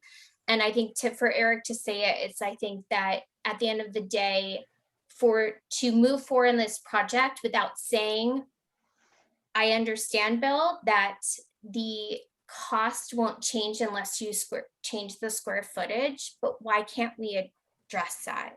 Because I would love to see so many. Siobhan, I heard the second I got on the call, you were talking about swim team. I'm so excited for my kids to do that in a couple years. What can we do for the for the pool, for all the other areas of the community, and what is this taking away from? So what is the opportunity cost, I think is my biggest concern and why I decided to join my first meeting. So I appreciate you all with your patience and me trying to unmute myself.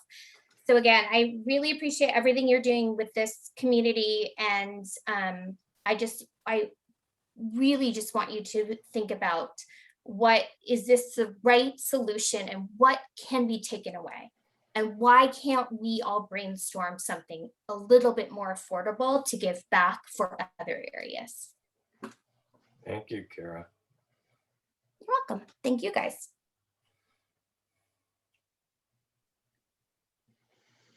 Okay, next is John. Are we allowed to ask questions based on the thing? We've never had this many people since I've been on. I'm so excited. What I don't know the rules around engaging in conversation or what I would tell you, Chris, in typical terms, you go through the public comments, and then certainly there's a chance to address some of the comments that were made. After the end of the process of this many comments, you have, some more hands that are coming up here. I'm trying to jot down some key points that are coming across in these comments as well. Thank you, Eric. Yeah, not that I plan on revisiting each key point, but I too would have a couple of response to what's being said. So next, I'm going to John B. I have a few Johns on the list here, but we're going to John B next. So 1 second, please.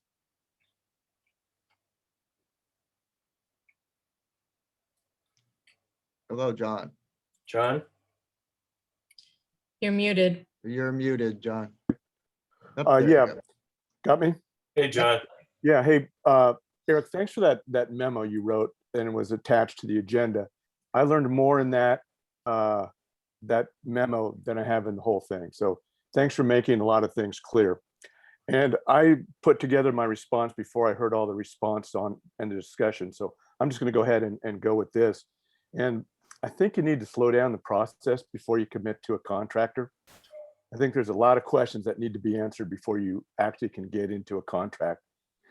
I do not think you should completely scrap the project and start over. You just need to slow down and make sure you understand what's going on. $1,059,000, that's not the complete bid for the project, and we've discussed that. You've gone ahead and said you probably would not go with the add alts because of the expense. You want to try to lower the expense. But what is that expense? The guys aren't working for free. You've got to charge that labor somewhere. And how long will they be working on the project? Will that take away from their duties as maintenance supervisors around the park? Do we have to hire another guy to do maintenance while they're working on the fence? I mean, there's a lot of questions there. And I think for a maintenance building for 3 guys and a minimal amount of equipment, $1 million is outrageous. I think it would be just irresponsible to the Marinwood community to approve the bid. You've talked about funding. That just came up tonight, apparently. I don't think you as the board have had a chance to decide which way is best to go. You want to go with a 5-year loan, a 10-year loan? What are those costs going to be? I don't think you've got that information. And I mentioned, Eric, I got more information from you tonight than I have in a long time. The previous board, we asked so many times about a budget and they never came up with anything. Yet, Eric, you said that this has gone way over a budget. So there must be a budget out there somewhere. So I think you should share that with the existing board. I think the board should take some time to review some things like value engineering, maybe try to find some prices on a prefab unit and get a better you guys got a big decision to make. And it seems to me like this got dumped in your lap from the previous board, and that's just the way it goes. But from what I'm seeing, I see confused faces. I see questions being asked where there's not clear answers, such as pre-existing engineering costs. We have no landscape costs for after the fact. I just think there's too many questions and it'd be very irresponsible to proceed without having a clear picture and a clearer plan to keep moving forward. Thank you. Thank you, John. 1 second, please. Okay, next you have Brian.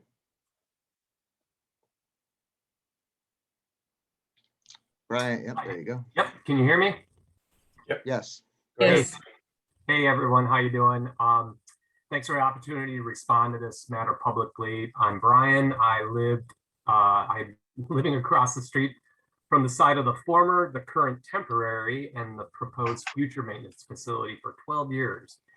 I observed the deterioration of the previous facility and concerned about its safety. I was pleased to see it demolished, but I've been waiting for the arrival of the new facility for a while. I think we all have.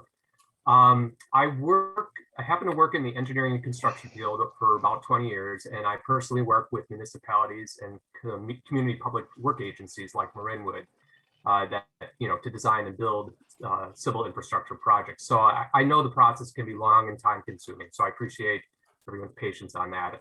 I also know the challenge of developing an accurate engineer's estimate.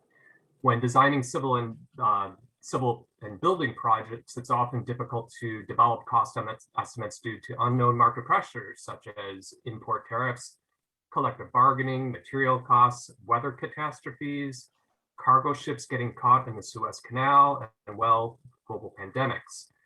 Over the past 5 years, engineers in the Bay Area and frankly across the US are seeing their estimates blown away by bids. It's just part of what's happening. And this is entirely due to these market forces, which are very hard to predict. However, the longer the time that you wait between doing an estimate and actually going to bid, the higher the likelihood of that estimate going bust. And I believe these are the conditions in the case of this maintenance facility. It should be noted that all the bids were within 10% of the median price, which would tell me that the bids are not representative of gouging or errors, but rather they're indicative of real estimates in actual market costs. I looked at the plans and the specs, and there's nothing in the design that's considered excessive. In fact, it's a modest facility by any standard. While being simple, it actually is aesthetically pleasing and contextual to the neighborhood and the park. A place to conduct daily property work is a basic need for any entity tasked with the upkeep of a property. Given the purview of Marinwood's maintenance forces, proposed building is exactly what is needed at a bare minimum, and frankly, it's about time it gets built. Since further delay will only increase costs of this necessary facility, I encourage the board to accept the lowest bid and just the base bids at this time and award the contract without delay. Do not consider the add-alts at this time, since that is not the basis of the selection for the contractors. Thanks. Thank you, Brian. Next will be John C.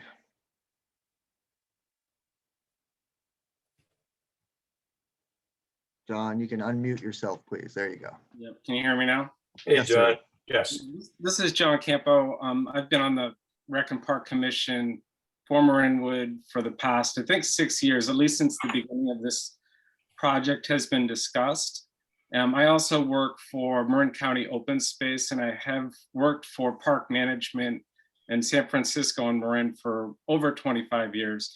So public works projects are never easy, and you can't compare this to some backyard prefab shed. The costs are always higher than we hoped, and this one certainly is. But as we discussed, we can't control those costs. And as the last caller just mentioned, that I would echo, the longer we wait, the likelihood that costs will only increase. At the end of the day, I feel like this plan represents a maintenance facility that we can be proud of, because I don't think anybody certainly was proud of the last one. And we're fortunate enough to be in a position where we can actually afford it with loans and the revenue financials that I've seen that Eric's provided. I think the design is extremely thoughtful. It meets the stated needs. It captures a simple and high profile aesthetic. And I just don't want to see this drag on any further. In my experience, we're going to be paying more if we try and revamp this plan now. And with a compromised plan, likely we'll end up paying more for rental fees, for fencing, and the rental shed that's out there now. So I would just say I fully support moving forward with this project. Let's do it once and do it right. Thank you. Thank you, John.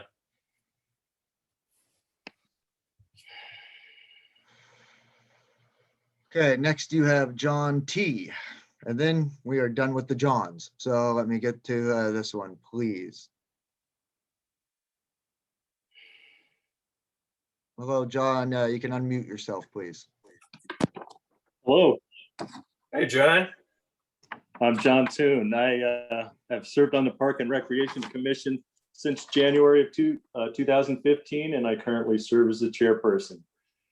After reading the staff report and considering the potential adverse ramifications of the different options presented, it is my view that the board should support the staff recommendation to proceed with this project. It is an unfortunate reality we live in today, with skyrocketing construction costs being just one result of this pandemic. It is more unfortunate that this project wasn't done 10 or 15 years ago, before the maintenance building became so dilapidated and had deteriorated to the point where it was nothing more than a safety hazard. I see no real benefit in delaying this project any longer.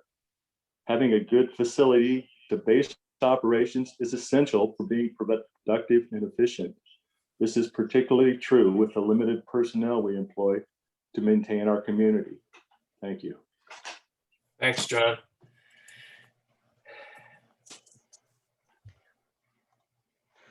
You have Irv next. Hello, Irv. Hello, board, Bill and the other board members. Irv Schwartz here. I was appointed to the board shortly after the original needs assessment was created. And somehow, and I don't remember why or how, I ended up sort of taking on this project as something that I was to work on to try to get finished. One of the first things I did is I contacted a former, I think he was a board member, maybe just a Parks and Rec commissioner, Joe Runco, and said, hey, the board is serious about redoing the maintenance facility. Could you help us with some siting studies? And his comment to me was, what do you mean? They're gonna get a tarp with a different color this time? That's what he thought the board was gonna do, because before 2016, there was discussion of replacing the maintenance building. And apparently there was enough opposition from the neighbors that the board just dropped the matter. And then it resurrected in 2016. Since 2016, I worked for 2 years while I was on the board at getting the siting analysis completed. And we started, I guess, dealing with Bill on the architecture. But I was surprised tonight to hear discussion about the actual design of the building, the siting of the building, or the use of the building. That discussion should have been completed before authorization was given to advertise for bids. I thought tonight's discussion was going to be around how awarding the bid and then how you're going to pay for it. An example is the firehouse kitchen that had to be replaced. The same sort of thing happened, but there were differences. We couldn't get a contractor to even bid on the project. When we finally did, it was much, much more than we wanted to spend, but we were stuck. We had to build the kitchen. And so we did it. It was a public works project just like this is. It's my recommendation that because you got 5 bids that are basically all patterned together, that you accept the low bidder and let him get on with the project. The only thing in my mind of question is whether you should accept the alternate bid that deals with the cabinetry. But I would hope you would move on, because if you postpone this, there's a chance you aren't going to get decent bids sometime in the future. But if you do, I would venture to guess that it would be more expensive than what you see today. Thank you. Thanks, Irv.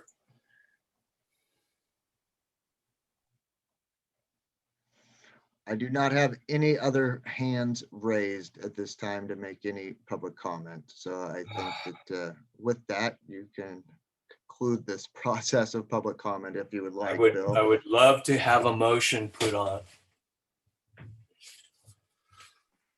All right, going with what Kathleen requested. Are we doing motions or are we doing comments back to the public? first. So that's, That Because is I, up- Eric, you Eric, said do you have that some is- that is- commentary? That is up to you as a collective board. If you have some further discussion that you would like to have, I have a couple of points that I wrote down that I could certainly speak to. But again, it is, I serve at the board. If you'd like me to do that, I would be happy to. Chris. I'd like to connect to the question, Kara, I believe you brought it up. Thank you for attending the board meeting tonight, by the way. She has a concern about what will not happen in the community if we spend this money. And I think that's a great question. And I think we've kind of danced around it potentially previously, but I'd love to hear that responses. What do you envision not happening, Eric, if we say yes to this with the capital outlay that's in front of us? Go ahead, I'm sorry. Can I add one thing though? Can I just add and make note that you also mentioned in the beginning of the meeting, we were talking about the swim team. I just want to make note that the swim team is separate than the Marinwood Community Center. The Marinwood Water Devils is its own nonprofit that funds itself, that is separate from a program within the community center. So thank you. In response to Chris and then to Kara, I actually wrote down the exact same thing. I thought it was an excellent question and I appreciated it being asked. In terms of opportunity cost, I can sincerely tell you, I don't anticipate this to have an opportunity cost. I think that this doesn't portend us from other things that are typically budgeted within an annual operating budget. It doesn't portend us from some of our longer term capital needs, which at this point are extremely much lower than what we have at this point in time. This is your big capital project. Other projects involve resurfacing the pool or eventually another large project. And when I say large, just meaning it's going to be a complex project. Something that we've had it around is redoing the top pool in the pool facility, meaning, kind of digging it up as it currently stands and creating it as a zero entry pool and redoing all of that. And that's going to take a lot of engineering and a long time. And it's not an immediate need. The costs, although I'm sure they are going up like everything, of resurfacing the pool is not going to be prohibitive because you accept this deal. I think, as you can see, even by looking at past budgets and then more so by looking at past actual performance contained in the audits that are also posted to our website, we continue to pull large net revenue gains. I don't disagree with the sentences that that is a trend, not a guarantee. I 100% respect and understand that. That said, we have been doing diligent work from a management standpoint to control costs, to maximize revenue, and to continue to build our fund balance to a level that it has never been at. And I feel confident about that. One other point that Kara brought up that I would like to touch on, she asked why the design hadn't been revisited in the past 1 to 2 years. In the past 1 to 2 years, it's important to understand the design and the planning approval process that happens at a county level. Once it was submitted into the design, and this happened a long time ago because we didn't even get to the Planning Commission until a year ago, last January, and that process began almost 2 years ago today. That was the design that was approved by the board. That was the motion. We started moving into planning, responding to their questions, providing them. So that was, once you get into that planning process, we've gone through a lot of work to get to the point of bringing the very specific design to the planning commission or to the planning department, which then eventually, and kind of surprisingly, to be honest, all of a sudden shifted from what was supposed to be a site plan review into a site design review. Very formal process, involves the appointed county planning commission. So once you get to there, you don't have opportunity to make any sort of major changes or revisiting the design at that point. Thank you, Eric. Yes. Anything else? No, but I hate to ask this, if she has her hand up, can we make sure that we addressed her concern? You can tell me no, or you can tell her no. You typically don't go back and forth in a comment process. That would be Okay. up, that'd be up to the board president, the meeting chair. Not gonna happen. Okay. Can I get a motion somewhere along the line, one way or the other? Okay, so I'm going to motion that we accept the low bid from Murray Building Inc. in Santa Rosa for 1.059 and authorize the district manager to execute the contract. And we are not looking at the additional alternatives. We are looking at this base bid only to execute. Can I give you what my final recommendation would be after listening to everything before you finish your motion? That's my finished motion because Kathleen wanted to do it in parts. No. I just mean in terms of, I actually agree with what some of the other comments were. I would potentially consider taking on the adult number 2, which is the cabinetry for the break room. I actually thought that was incredibly competitively bid, and it does take one thing off of something that we would then be doing in-house, but that's nothing more than a recommendation. That's obviously up to the board to decide. It makes sense. So do you want to do just the base bid and then talk about the alts and then talk about how we're going to finance it? I forgot about that part. Sure, then I would frame your motion at this point of you're accepting the base bids to have the base bid to have further conversation upon acceptance of each additional adult.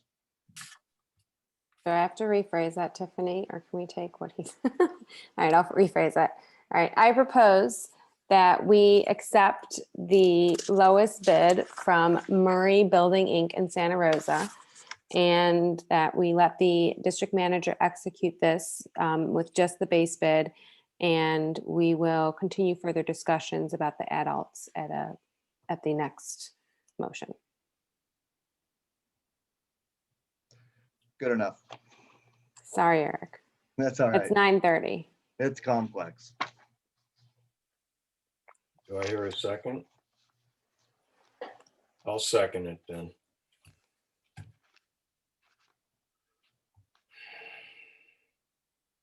Tiff,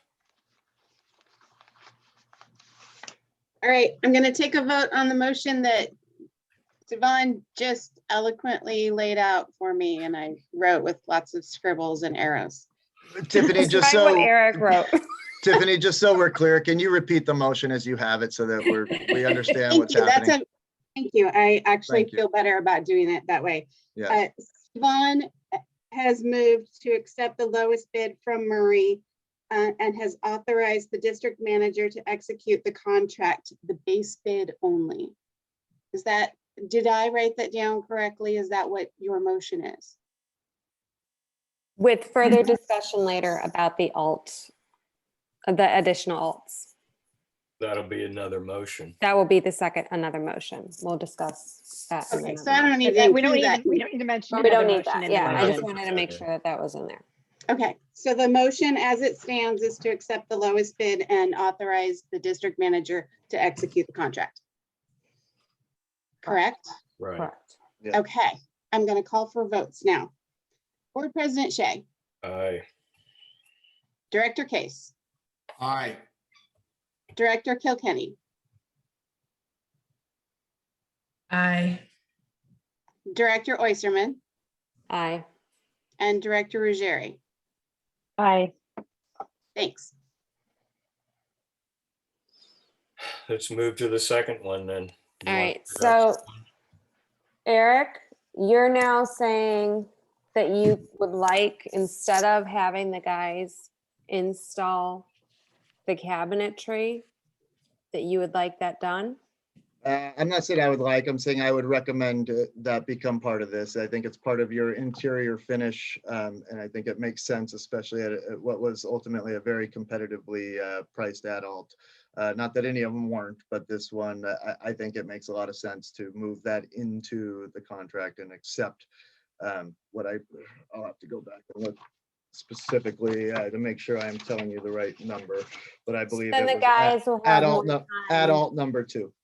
The guys will have more time to work on other things versus us paying them to do this work because it would be their labor that would have done the install of the cabinetry.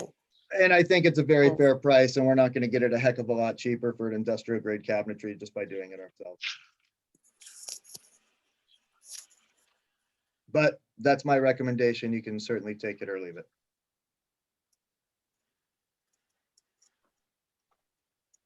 I'll dive in and say, I move to accept add alt number 2, the break room cabinetry with sink at $21,575 as noted in the Murray bid.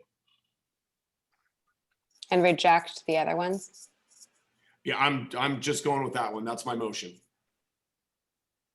I'll second that. Tiff. Okay, if you don't mind, I would like to read that back again as well.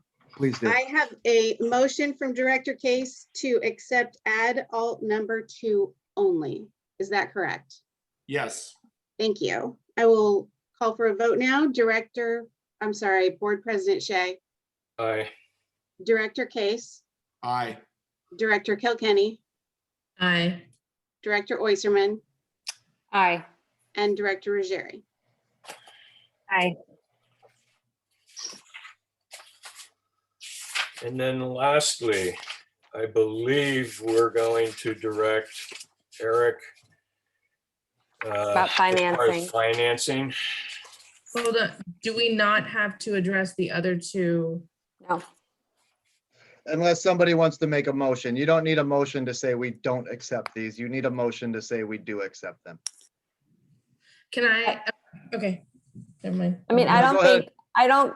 considering what Bill said and considering the cost and how it was quoted and the fact that we are able to start this and then our guys are able to put up the fences.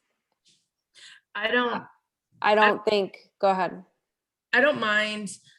I mean, I would rather table it for right now because Mhm. we also need to look at, I mean, and again, sorry, my apologies for not knowing who made this comment, but I think it's a really valid point that if we're having the guys build a fence and a wall and do all this maintenance on this facility, then the day-to-day stuff is not getting done. And So I agree with you on that one, but the thing is, the way that Bill was talking and Eric was talking about this earlier, this was bid as a total bid because that's what we put out, right? And these were adults. But the people who could also build the fence and the area, if we don't need it done ASAP right now, those are different people who can bid that and they can work on it in a different way where it may be more cost effective for us, whether or not it is our gentlemen that are doing it. And I mean, we're looking at redoing stuff at our house and, possibly phasing things in. And if it's not a good price to have the general contractor to do that part, but have somebody come later and do it and we can live with it, then personally, that's what I would do. And I would hope that I wouldn't spend the district's money in different ways than what I would personally do it. Yeah, to be clear, I am not saying that it's not a good price. I think it was a fair price based on what was spec'd in the plans for this. I think Bill and I both recognize that we could revise the specs of this plan and potentially at a period of time after the completion of this entire building, either put it back out or look at doing it more in-house. I would like Luke, if you would, to speak to the guy's capacity from a workload standpoint to be able to erect a temporary fencing solution that goes around there, if you don't mind, Luke, because I think what Kathleen's concern is, and I don't believe that it is invalid, I think it's a valid concern, is if they're going to be doing that, what are they not going to be able to do? I think is how I heard it. Luke, if you don't mind. No, I don't mind. Thanks. Yeah, I think it does depend a little bit on when exactly this work is going to take place, because the workload does change depending on the season. This is something that our crew is capable of. It's going to be a temporary setup, until we're able to do something more permanent. And I think, we'd be able to put something up and to keep things secure and house the equipment. I have full confidence in that. Would it take us away from some of the other tasks, and would it limit our ability to get some of the normal maintenance done while that project is taking place? Absolutely. But I don't know that would be a huge concern on our part. I think we could do something fairly efficiently to get things up and running and get the building secure and the equipment secure. So I don't know if that really helps steer anything, but I'm confident the group could make this happen. I would prefer that we have it done professionally and as part of the project, but we can definitely make it work if that's what needs to happen to move this forward. And I have one more follow-up question, just so I understand everything accurately. Because this is an ad, it's not part of the base bid, can we put it back out for somebody else to do? Not immediately, no. Is my understanding. I think, because then you're starting to chop the project apart. Going in immediately and doing this by the solicited ad alts, utilizing force account labor, which is what we are proposing, is 100% allowable, force account being in-house staff. And I think that does present a good solution, and that does allow us time to then not only have this temporary, but be able to utilize the facility and then potentially even redesign the scope of the outer courtyards that might even better fit our needs. I think by the time you get to that point going out the bid, you'd probably be at least another year or two after the completion of the construction of the building. But you can't start to chop it apart and then say, okay, now I'm going to put just this little part back out to a separate bid immediately following, because that's just still a continuation of the project. I think our guys are going to do it on a force account. We're going to see how that works out. That very well might turn into a long-term solution. But I think I'm also staying open to the fact that at some point further down the line, we may very well want to incorporate it more to some of the design aspects from a visual standpoint that Bill had created in his concepts. But again, we're revisiting at a higher cost versus this cost right here. If we, I think that this is one area that has a lot of room for value engineering compared to how it was spec'd out. Much more so than the building does by any stretch of the imagination. I don't know, Bill, you have anything to add here? You're muted, by the way. No, that's accurate. Yeah, the fence was designed so that it essentially has this concrete retaining wall to level out the courtyard. So it seems like it's just a fence, but when you start to look at the slope of the grade and how you want to get into the building, it basically created a situation where you have this low concrete retaining wall. That's pretty straightforward. But then the fence itself, I think I'd spec'd an Ipe because of the longevity of that. Whereas we could probably save a lot of money with a different wood species. And there's various things we could revisit there down the line. So. okay. Cool. Okay. Now, how about financing? Yeah. Well, again, I've kind of presented to you what it was and to provide, some level of courteous rebuttal to a comment that came through in public comment. I've actually expressed to you what the true and final cost would be if you were to do it at a 500,000 clip at both either a 5-year term or a 10-year term. Those were pretty clear and concise numbers as quoted, and these rates are all but locked in. If I contact them tomorrow with these numbers, we'd be locked in by the end of the week. The trick is, again, I chose a number that was a round number that made sense, kind of looking at this from a creative funding allocation standpoint. The board might have a different appetite on how they want to move forward with this, and we'll certainly move in that direction. You know, Is it might there be any- a higher amount, a lower amount, different terms, whatever the case may be. I would like, and I kind of ran the numbers. I want to know if the prepayment penalty, it's 4 years, you said, right? After the 4th year, correct. It's free. There's no pay, there's no penalty. After the 4th year, you have a prepayment, you have prepayment options that obviously escalate, de-escalate downwards with each year that comes through. So you have to make a decision at the point in time that your installment is due on whether or not you want to pay the balance off in full or make the installment payment.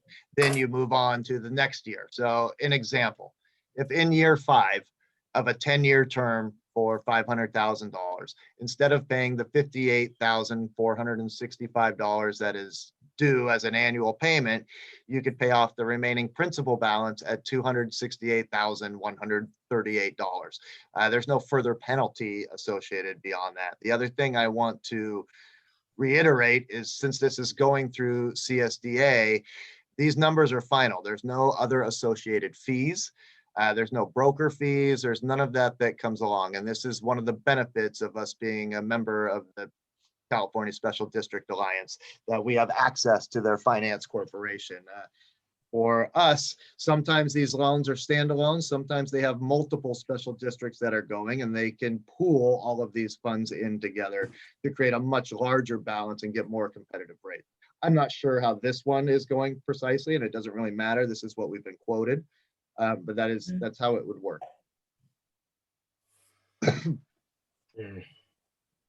Okay, hold on. You're running numbers there, Kathleen? I'm reading it. So I honestly, I think we should look into $800,000. I don't think that we should bet on the 400,000 that we have as,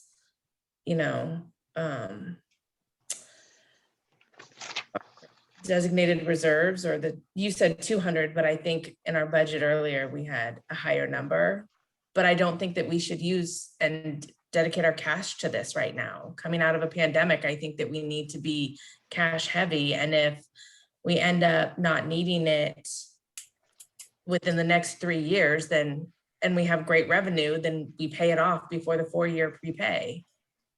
And the 10-year gives us leeway, gives us a better option down the road to pay it off when we do have. For $800,000 at the rate that you said, which would be 2.95, and again, I do mortgages, so I only say it's only 124,000. I know that's a lot of money for people, but $800,000 loan is not that much around here. It's 820 it's around 124,000 in interest that we would pay at the end of 10 years. So if we were to be able to increase our cash flow coming out of this pandemic with a conservative budget, I don't even think we'd pay that much in interest if we pay it off before then. Right. I agree. Even with the prepayment penalty. I mean, how much does it tell you? One after 4 years. We wouldn't pay it down after 4 years. You could always pay it down. We wouldn't have a there's no penalty. There'd be no point. penalty after 4 years. Yeah, but there would be no point to pay it down quickly within 4 years. I think those are decisions that you make Option based on for the fiscal prepayment capacity you have at remaining. that point in time. I also, It says contains option for prepayment of remain. So you need to confirm if the prepayment is between 1 and 4 years or 5 to 9 years. Well, I thought, Eric, when we spoke, I thought you said between 1 and 4 years, if you would like to pay extra, you'd be paying down your principal. No. And that there was no. No. Oh, I'm no? sorry. Okay. Between years 1 and reversed. 4, you do not have a prepayment option. Okay. You are paying the standard amount that is listed in terms of your annual installment payment. After year 4, moving into year 5 is when you then have a prepayment option. It is Okay. simply not an option under these terms to pay this down during years 1 through 4. Okay. In terms of paying it towards the bank. The other thing I certainly wanted to touch on too is just, making sure that I'm clear in that the board has designated capital reserves that have been set aside. These are designated strictly for this purpose. The board certainly has the right and the ability to continue to grow those capital reserves and not dip into them to such a large degree. But this is money that's set aside that isn't necessarily considered part of our general fund specifically for this reason, and only the board can authorize how those are spent. And again, they're board designated reserves that have been earmarked for capital expenditure. So, quick question, guys. I think that we're all kind of going towards this 10-year. I am not 100% sure. I know that Kathleen, mortgages is your area. I know that this is really low interest. And so borrowing money is cheap in quotations right now. I'm not sure I feel comfortable with going for that 800. I understand that we should come out cash heavy, but Eric, as he's done with most things, has been very conservative. And as Kathleen, you said, there's a lot more in our general fund that's left over. And we did designate these reserves for this, knowing that there is going to be this expenditure. I'm willing to go more than 5, I guess, 100, but I don't know if I feel 100% comfortable with us taking out 800,000. Convince me. I think that we still have, I mean, the 1,180 that he proposed is only base. That doesn't cover everything. I know it doesn't cover the add-on or the add-ons that we just added. Right. And I know. Well, we only did one, which was Right, it 22,000. doesn't cover the two wings. Right, I but know, that's only it's- 22. That's it would, no, that's just what we approved for this contractor to do. We still have to get the other work done. We haven't approved doing the side yards yet. So So there's you still, want to take out the funds now for projects? I would that we rather haven't- borrow, and if we don't need it, then we pay it back before the 4 years. I mean, I'd rather have more than enough. But we can't pay it back before the 4 years. No, you can. Or the So fifth year. No, we So it's can't. opposite. It's opposite. You have the opportunity to pay it back within, correct me if I'm wrong, you have the opportunity to pay it back. And then in the email, it said between 5 and 9 years, there's a payment. No, there's no penalty after. No the fifth. penalty. So you, Going after into the 10 fifth years, year, wanted, there's no penalty. There would be a penalty in the first 4 years. no, I don't think there is. I don't even think that's an option to pay it down in any capacity in the first 4 years. You are committed to making those annual payments, which include obviously a portion of principal and a portion of interest. You do not have an option to begin or to do a prepayment before to pay off the full 10-year term until you enter year 5. It says contain option for prepayment of remaining principal. for- Let me pull up the email.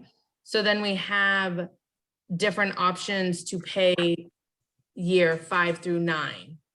Is that what you're saying?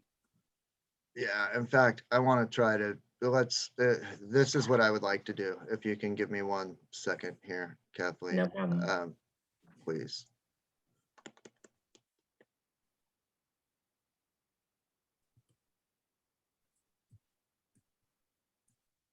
Okay, now let me get back to this.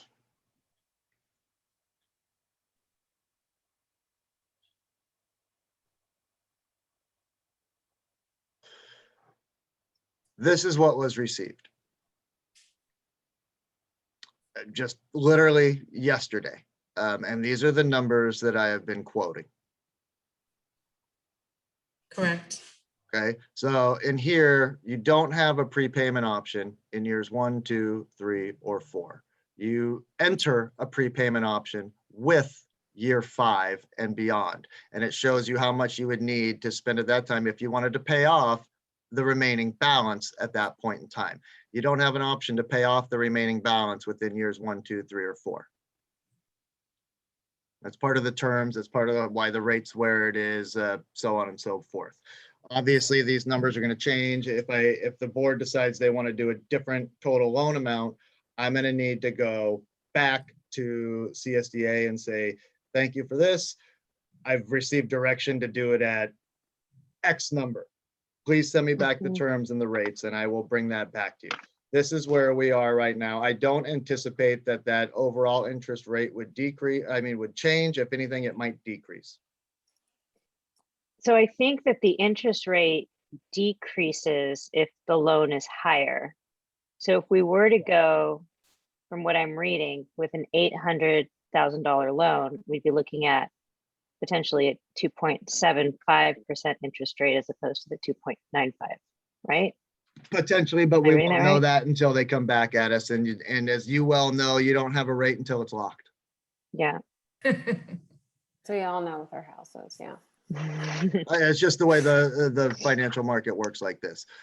Right now, this is, as you can see, it's valid for acceptance within 15 days and lease funding within 60 days, meaning it's accepted within 15 and within 60, we've got the funds. So my other question is, do we draw it out all at once? Do we get it one big check in a savings account?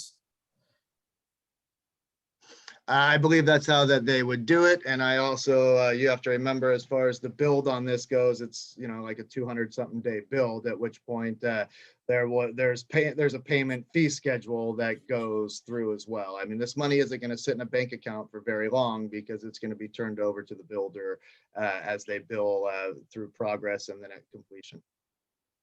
Oh, yeah, I got it. Just asking. Anyway. Yeah, so I hear what you're saying, Kathleen, about just taking all the money out now since we do have to do the work. But I was also hearing from Eric and Bill that we're building the building and that we would be waiting until the building was done.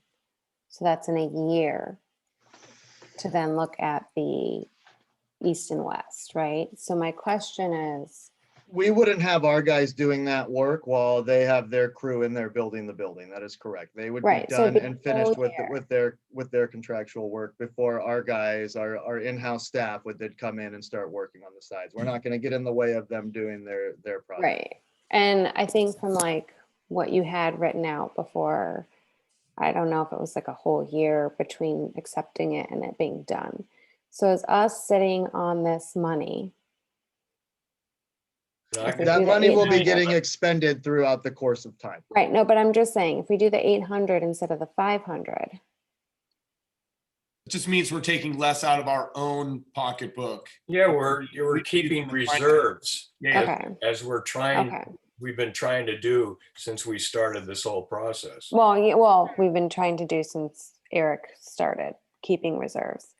All right, Yeah, reserves is a more functional means on something that I don't know that I alone identified, but it's just definitely something that was spoken to that in the 60-year history of this district, they never committed to anything that actually represented a bona fide reserve fund.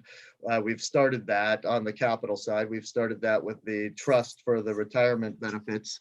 So we're trying to move forward in that way, if that makes sense. yeah, Now you create reserves for a reason, so that you can utilize the reserves when you need to. Now you can continue to build the reserves and take out a loan, or you can decide to take out less of a loan, utilize some of the reserves that you have in, or all of the reserves, or none of the reserves. I just am presenting it as an option so that it's transparent that we have been setting aside money specifically as a reserve for specifically on these options. Another point to remember right now, our only real piece of debt is our fire engine. Our fire engine has 4 more payments of $43,000 left on it.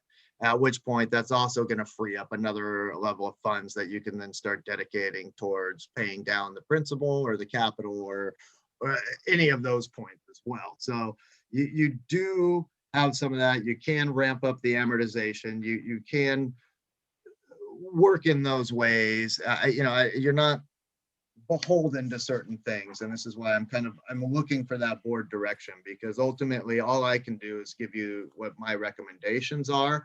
I would recommend that you take a level of your designated reserves because that's why you have them, and that avoids your future interest costs. We're going to continue the budget with our annual operating revenue to continue to contribute to these reserves, just in the same way the budget you just approved absolutely had another $100,000 earmarked in it for fiscal year 21-22 to go towards these capital reserves, as well as another 100,000 earmarked in this budget to be contributed towards our retiree health trust. I'm going to keep those in the budget until the board tells me not to. All right, does somebody want to make a motion? I like Kathleen's idea. My idea actually was to borrow for the whole amount because I knew it was going to come in high. And I figured if we could just, being the cost of money is so low right now, within a year, it's going to escalate. It's going to go nowhere but up right now. And the same with inflation. The cost of building this thing is going to rise if we don't get it done now. It's a snowball effect.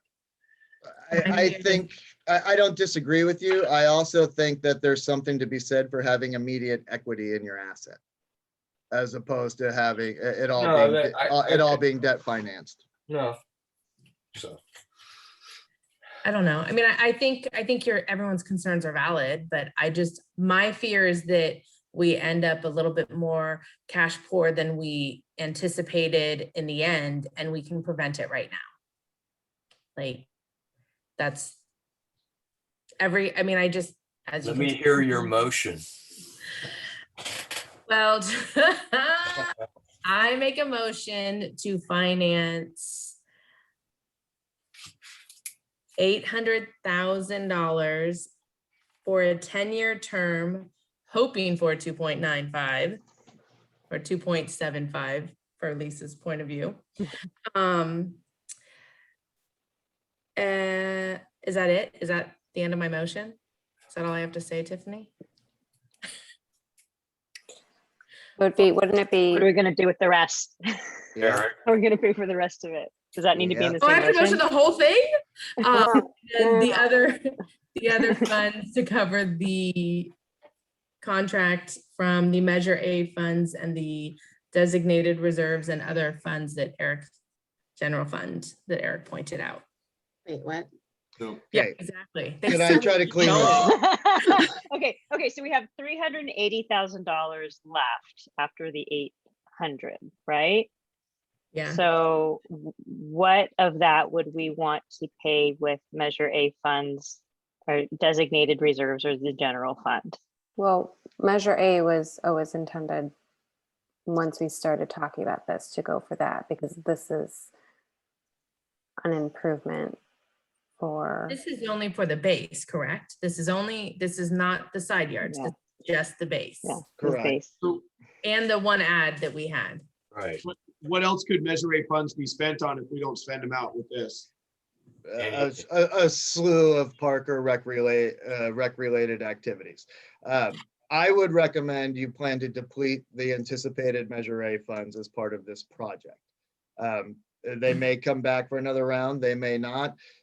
Measure A is a supplemental fund for us. It doesn't mean, oh, we have no more Measure A, we can't do anything else. It means that comes out of more of a general operating or grant funded, the same way that we're going to be replacing the playground structure. That's coming out primarily 80% of that expense from a designated grant specifically for that purpose. So it doesn't mean that depleting your Measure A. I think this is what Measure A had been intended for on our side. We've used Measure A in a lot of different ways over the last 8 years since we've been receiving it. I think I would recommend personally, you anticipate using the remainder of the Measure A funds that are available. So wouldn't we want to say more of we propose that we give approval to the district manager to pursue a final loan financing amount of 800,000 at a 10-year, hoping for 2.75, but being okay with a 2.95% interest rate. Is that? I think it brings you back to another question too, of what happens if the rate doesn't come in at those? If it comes in higher? Yeah, are we back at square one again? I mean, again, you don't know what the rates are until you get quoted the rates, and they're not guaranteed until they're locked in. That's you know, Should kind we of how it just, goes. we So just, I should don't we just, anticipate that, but that's the reality of it. I ran a check at 500,000. I didn't run a check at 800,000. I agree with the assumption that if you are going for an 800,000, your chances of getting an even better rate are improved.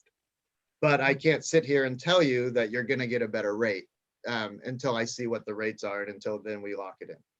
right. Can the motion include of, instead of a specific rate of 2.7 or 2.9, maxing out at 3.0? And then we Like- come back and then decide on, but I If mean, it's then, above 3%. but by then, when he comes back, the 2.95% for 10-year might be gone for 500. No. If it's above 3%, then he doesn't have permission to do it. If it's at 2.95, he has. It's going to come back to you for a formal approval, no matter what I do. Okay. It's going to come back to you for a formal approval at the rates that are currently sitting in front of you. You're going to need to approve that as a separate motion for the bank Okay. Yeah. with its Yeah. own separate resolution and the whole 9 yards. That part of it is going to come back to you. My concern, and again, I follow the direction of the board, is I know where we stand at 500,000. You want to increase that amount by over 50%. That's a pretty significant change. Now, I know what I saw in terms of sample rates when I first started these conversations with the finance corp at CSDA, and they provided me samples showing here's an 800,000 that recently closed. Here's a 100,000 that recently, a 1 million that recently closed. But I think you're looking at a significant change. Not that we don't have the credit worthiness for it. We certainly would qualify for all of these things. But I can't accurately predict what's going to come back on making such a significant change. My fear is you want to make this significant change, it comes back to the table, and all of a sudden the terms aren't as favorable, or there's something else that we don't like. One way or another, you need to kind of figure this out. If I'm going to engage the contractor, which I've been already authorized to do, that's going to start. We're going to start the ball rolling, and I'm going to pay him as needed, and that money is going to come out of what we have sitting in Measure A, and right now what we have in our general fund.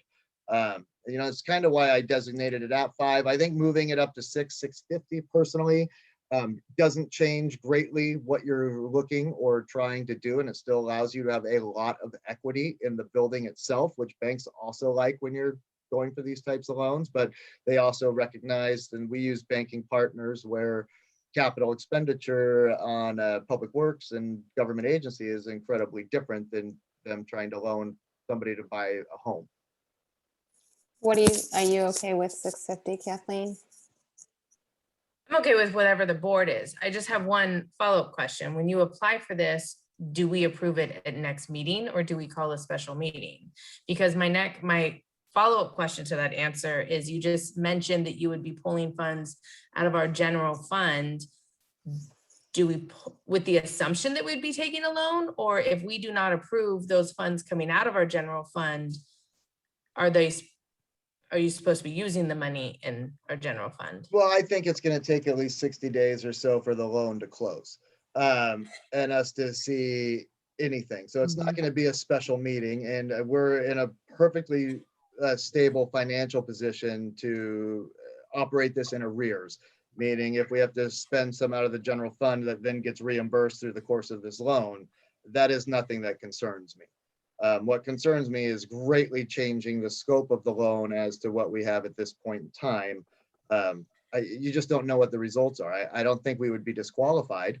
I think we're well qualified for it. I think the scope and design of the building is perfectly in there. And I like the fact that personally, you're not looking at saying, okay, you've now agreed to a contract that's got a total base value plus adult at 1.08, $1,080,575. You're not looking at borrowing that much. I understand also where you're coming from in terms of there are some other future costs that are coming. We should account for all of those. We don't know entirely what those variables are, and I don't disagree with you on that. But you also still have levels of designated reserves and so on and so forth that could move you in that direction. Based on what I'm hearing from these conversations and the appetite to borrow funds, I would probably recommend, and I do defer to Kathleen because this is a lot more in her wheelhouse of what she does for a career. And I certainly recognize and appreciate that. I'm just trying to look at this from a business management standpoint of our district. You know, chasing it down at, you know, maybe something closer to 657, utilizing all of the Measure A funds, and then deciding if you want to tap into debt. And designated reserves doesn't have to be decided right now. One way or the other, the builder is going to get paid.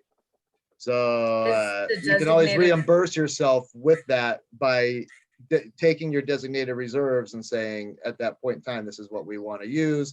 How much did we spend off that? I mean, you have a lot of avenues and a lot of options available to you. And how much is in our designated? I know you have 200 listed here. Is that our balance? No, I stated it earlier. There's $400,000. That's what I thought. Okay. At the close of this fiscal year, you will have $400,000 designated into designated reserves. Are you guys more comfortable with 700 instead of 800? I was thinking 650. Lisa's been writing down a lot of stuff and is giving this a lot of thought. I would be very curious personally to hear what type of analyses she's come up with. I mean, I think,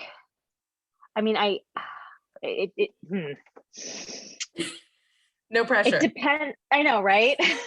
I'm thinking about the cash that we currently have, right? And you know, if we have funds that we need to spend, the Measure A funds, I mean, that seems like a no-brainer that we would utilize all of that. But when I'm thinking about a loan, and I'm thinking about the difference in interest rate between 800 and 500, I think there would be a difference there, but I don't know if there would be a difference between 500 and 650. So, and if we can pay, I mean, if we are looking just down the road, looking at revenues that we think might be coming that we haven't been even seeing in the last year, I mean, it tells me we'll be in a strong place to pay this off in 4 years, regardless of if it's 500 or 800. So, I mean, at the end of the day, I'm stuck on the loan amount. I think though it would need, I think we need to go for either the 500 or the 800. I don't know that the 650 is going to really give us a whole lot of a benefit. Based on the interest rate piece is what I'm thinking about. And I don't expect I don't expect we get a higher interest rate on a higher loan request. But then also thinking about the time and the turnaround, like I don't want to drag this out any more than we need to either. I don't want to drag it out any longer. Can I make a suggestion? You may. We know where we're at 5. Why don't I go back and ask him to send me terms on a 10-year term for 650 and for 800. And then the board can decide from that point. I mean, we're not cash poor. You have other ways of diving into this. Even if you only did 500, you have other ways. This is going to give you a clear guess and I mean, a clear picture. I don't believe that there should be any issue with them giving me those. If I wanted to do 500 versus 650 versus 800, I believe that they will provide that information to us and then the board can choose which direction they want to move at that point in time. Because again, this is going to come back to you for a final approval. Should we just plan on a special session in a week? so that we can approve whatever it is that comes through? I don't think you'll need to move that fast. If you need, it's gonna take me at least a week for them to turn this around. That's about how long it took, if not maybe even a little bit longer on this one. I can certainly call a special meeting between now and then. If it doesn't stay to carry you through to the June meeting. Yeah, because I'm just thinking if it takes a week, maybe a week and a half, how long do you have the, I mean, the rate, we don't want the rate to go. You have Once 15 they give you days to this, just respond. like this, you had Okay. 15 days to move on it. Okay, and I just know that we need to have a meeting publicized for a week ahead of time. No, no, you no? don't. No, Not no, for a no. special meeting? We always give 4 days for our standard meetings. Legally, technically, for a special meeting, you need 24 hours. I Okay, would certainly I just want wanted to make I would sure. want to provide more than that because that's our general practice. We've never called a meeting and hosted a meeting exactly 24 hours later, even for special meetings, which is within our right. I would do it at least 48 to 72. I try to stay within the 72 hours, which is what is standard for a regular meeting within the Brown. Okay. Okay, I'm okay with that then. I like that Okay with option. that. Sounds like we're tabling it for now. I make a motion to table it for now. Fair enough. I But, just, but again, I just want to be very clear in that you have, and I am moving on, we're engaging on this contract at the base bid. I mean, that's already happened. So now you just want to table for now, figuring out exactly how you want to allocate the funds to fund this project. Base bid with the second adult. Yep. correct. Yeah, that Right. motion's And already then- been made and done. Yeah, Okay, And Yep. so the two figures are at 650 and at 800. right. Those are the You already two know that what he's 500 going with. is. Yep, Yes. and then correct.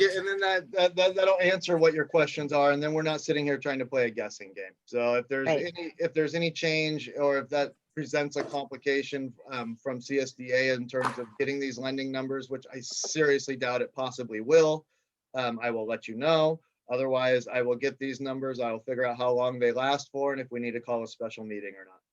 Right. And with Awesome. an ideal goal of noticing this special meeting with a minimum of 72 hours. Okay, okay. Fair enough? All right, sounds yeah. good. That means we're gonna go on That was a heck of a conversation. mercifully.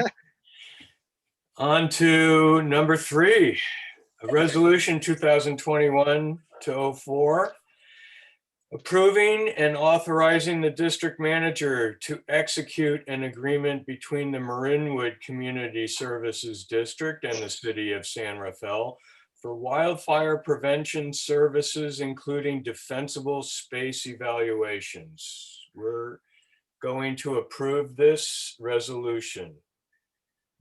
Can I hear a motion?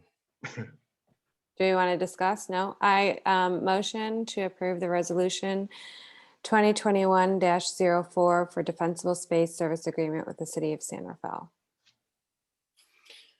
Second. And Now we can discuss. Can I say one thing? Can I just acknowledge and thank Chief White, who's been sitting in this meeting for 2 hours and 45 minutes at this point, simply Listening. waiting for a couple Listening. moments at the fire thing. If I had any idea that we would have had that length of a discussion, I would have suggested we move And the he's fire still item to the smiling. top of the agenda. Yeah, I missed Taco Tuesday, but it's okay. I'm all right. We're sorry. Probably should have missed it. You could have paid Taco Tuesday in that time. Are you kidding me? So don't we have to go to public comment before we vote? Yes. Yeah. We're not gonna vote yet. We're gonna discuss among We're ourselves discussing. and get direction from both the chief and from our district Gotcha. manager. Yeah, what I can tell you in short, and I'll try to be brief here. This entire agreement was created 100% collaboratively between myself, the Chief White staff, as well as both the city's legal counsel and the district's legal counsel. This agreement does nothing more than formalize a situation that has already been basically put into practice and put into play. I actually requested this agreement come through and everybody understood why. And this was simply because the nature of these funds and the nature of this relationship between two individual municipalities, I thought it was best to have this in a much more formalized manner, especially because these are MWPA funds.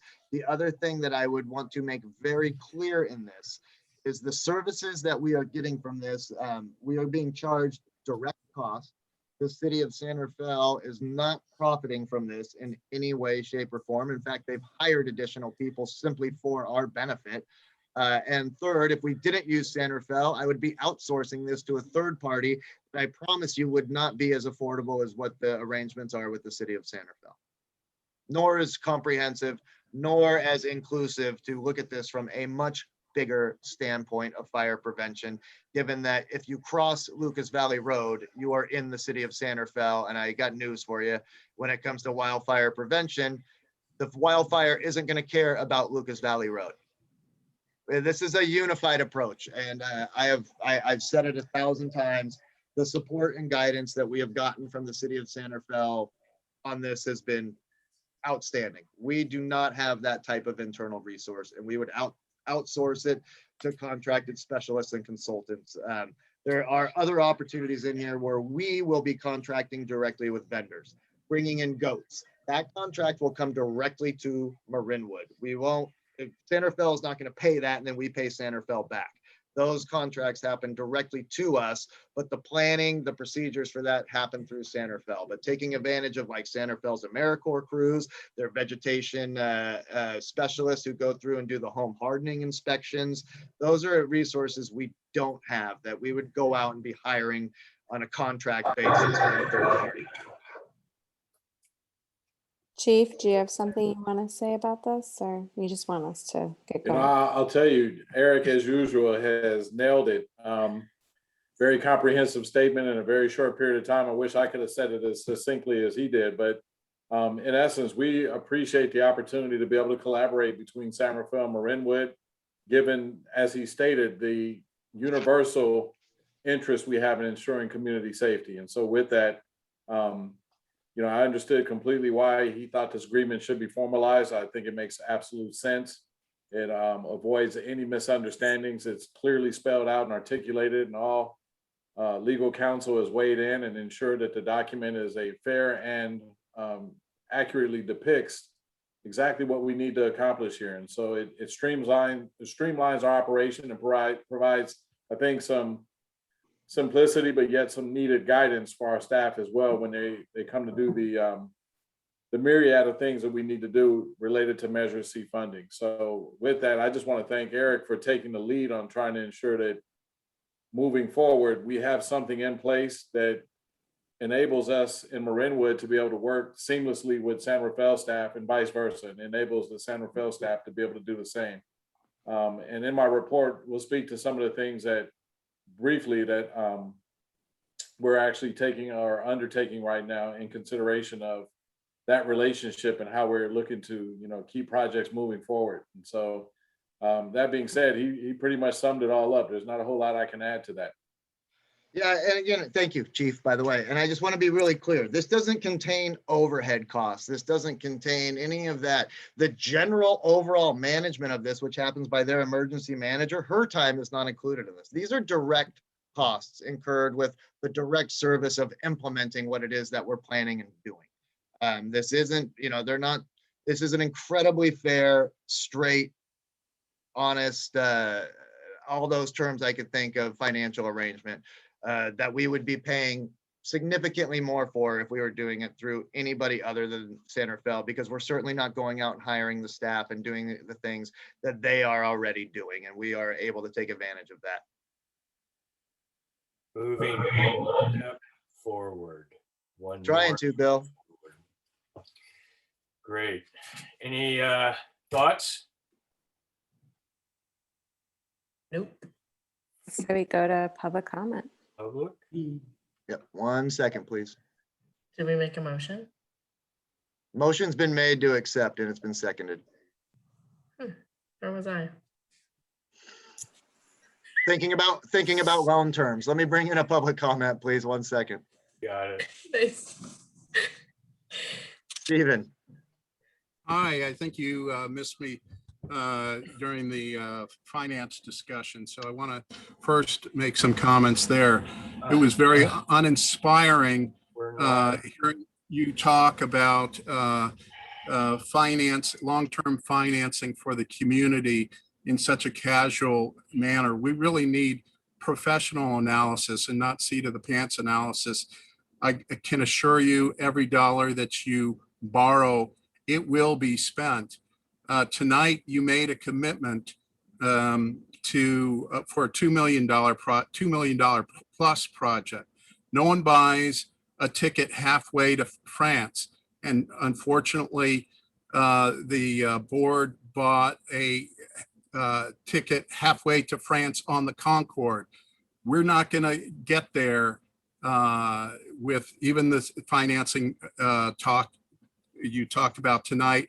We really need analysis, long-term analysis, comparative analysis. We need to also look at some of our other capital projects and weigh that going forward.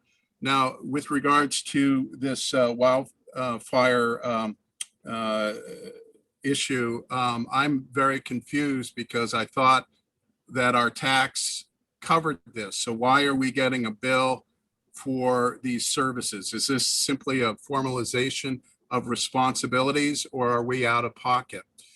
The thing about this project, and I do support the project, is that we're going to have to maintain this project, and we need to plan for that going forward. We need to patrol this area on a regular basis, and we will need to do some interim maintenance to make sure that this area is cleared of debris. It's not going to do anybody any good to clear it once and then forget about it for another 20 years. So I guess part of this is really just a question. I don't know why we're being billed for what we've already been paid for. We pay the city of San Rafael quite handsomely for our relationship, and it seems like at some point you need to look after the needs of the Marinwood residents and their financial interest. Thank you.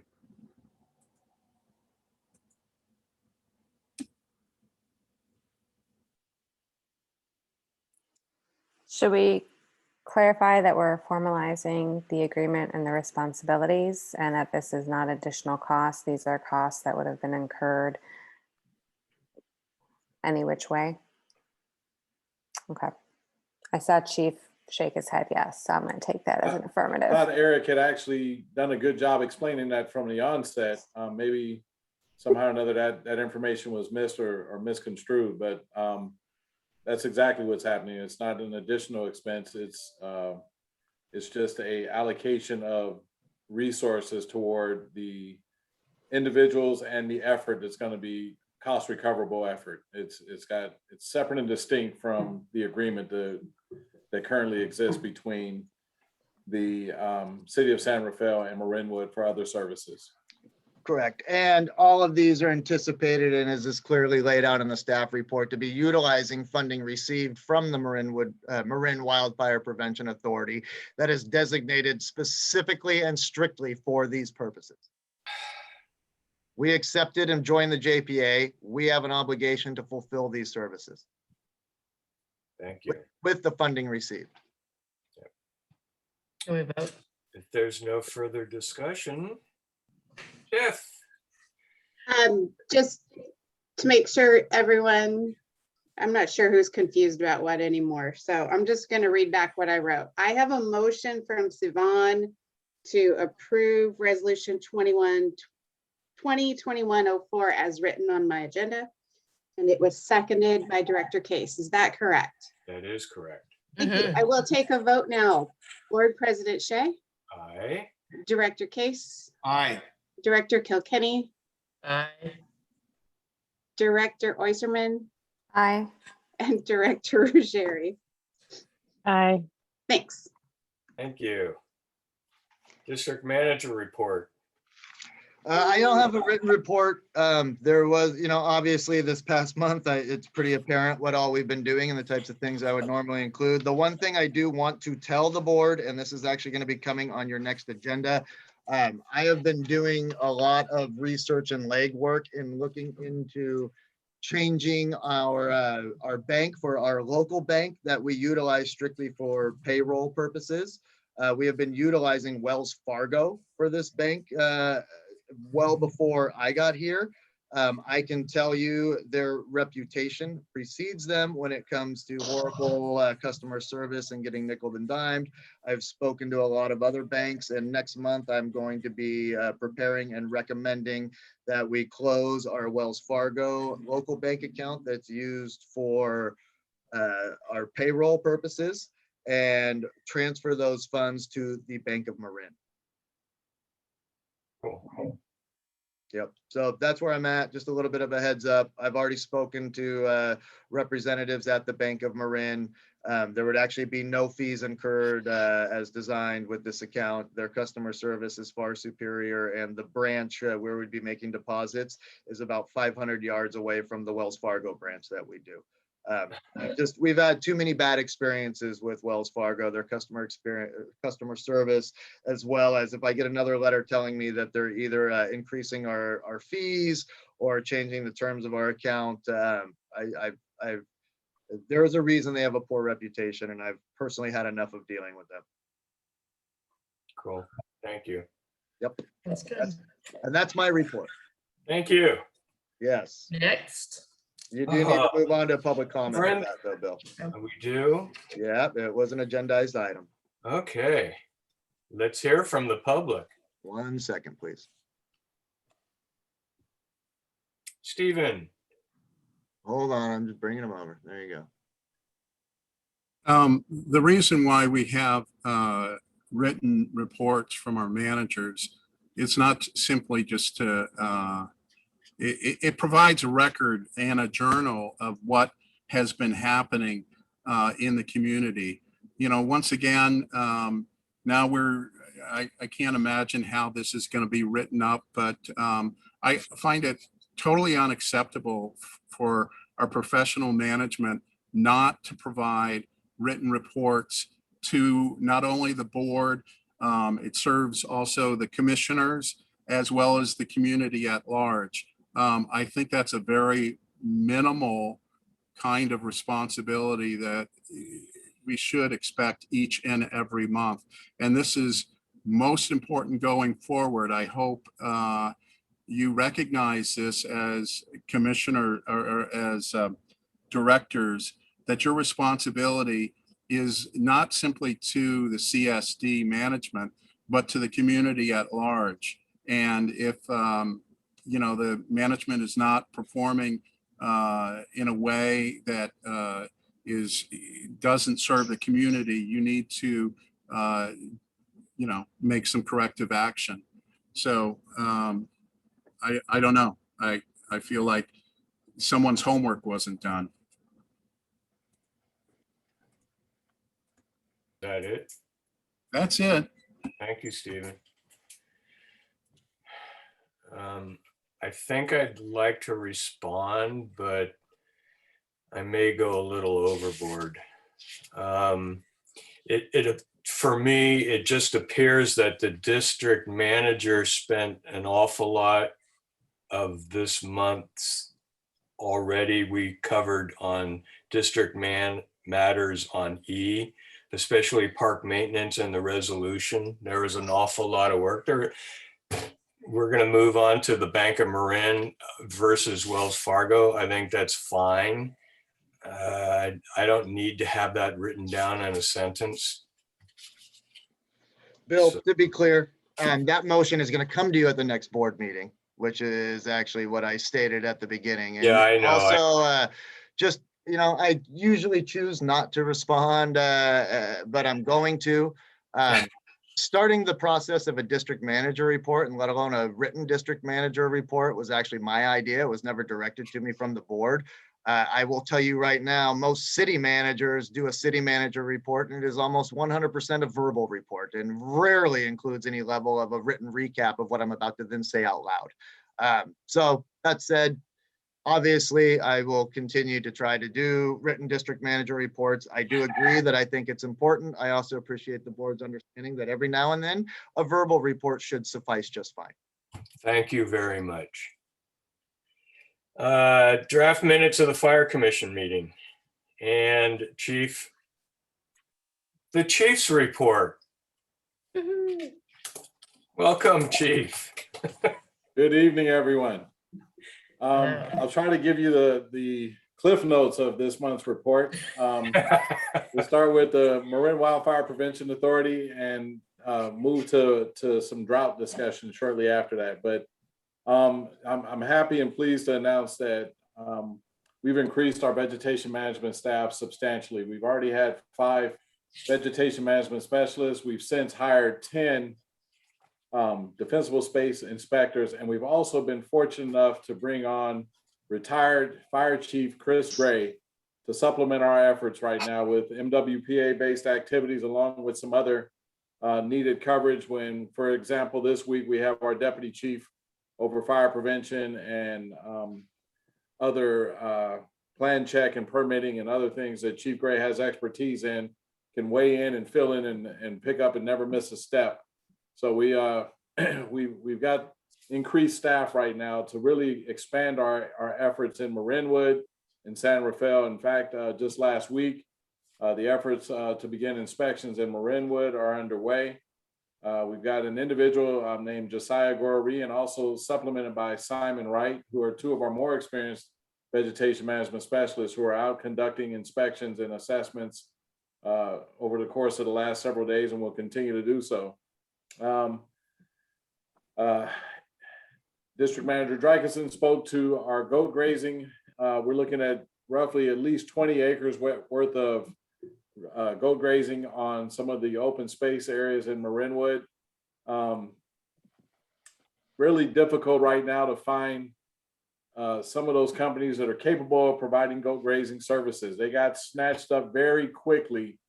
And we were trying to get ahead of the curve, but we were actually slightly behind the curve. But I think we're going to succeed in trying to get at least 1 or 2 competitive bids for the effort moving forward. And so with that, AmeriCorps teams, part of our project submission, they should be coming sometime in June or July. And there's a potential for the establishment of a direct assistance program in the form of a grant somewhere between the neighborhood of $500 to $1,000, which seems to align with what other agencies within the county are doing right now when it comes to offering grants to assist individuals with projects on their personal properties. And so, again, that's going to take more of a lift, but we've got a lot of inspections to conduct. We've got a lot of areas we want to address, and those projects are being submitted this week to the ops committee.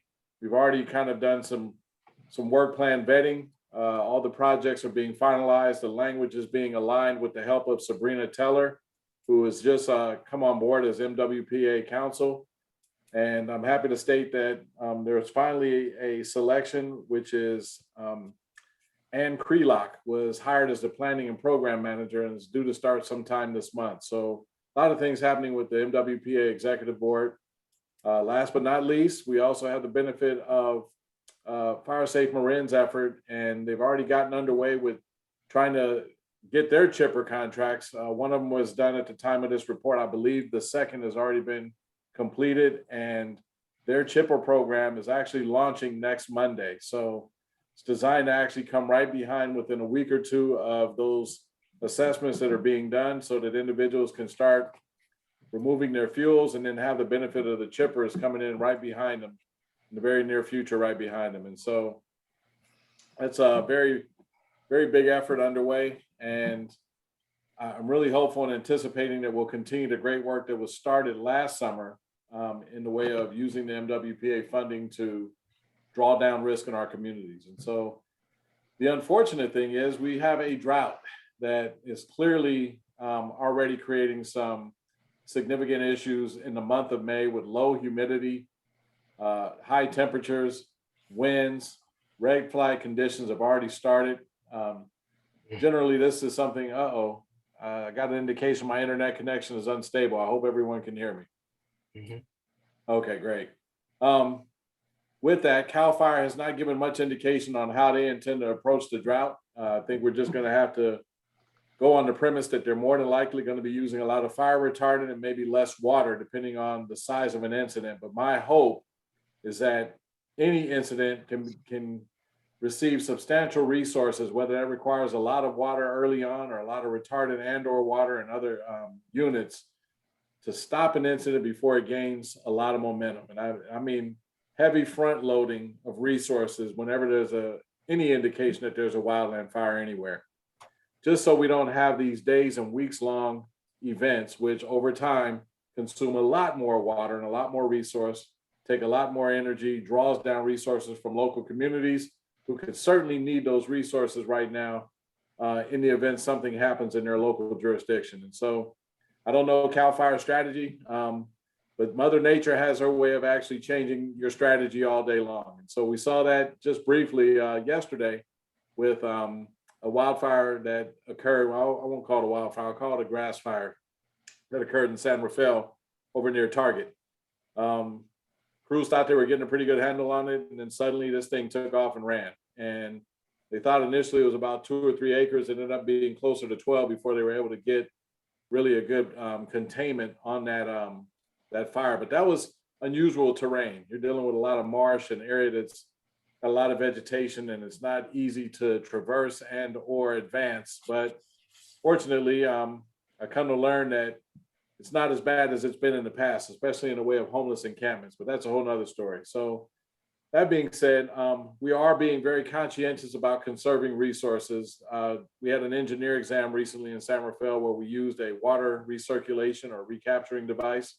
And my assumption is some of the other agencies that are going to have those types of trainings and exams moving forward and or recruit academies are going to need to use the benefit of those devices to be very responsible with the precious resource we have. And so use of more retardants, dry powders, CO, whatever extinguishing agents and or even hand tools sometimes are, utilized effectively to, a shovel and a pickaxe as an example, are really used effectively to create or reduce fuel and or the potential for direct firefighting. So all that to say, no rain in sight.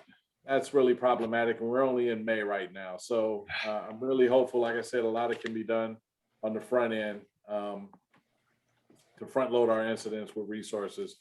Yesterday's incident in San Rafael had already Ross Valley, Central Marin, San Rafael,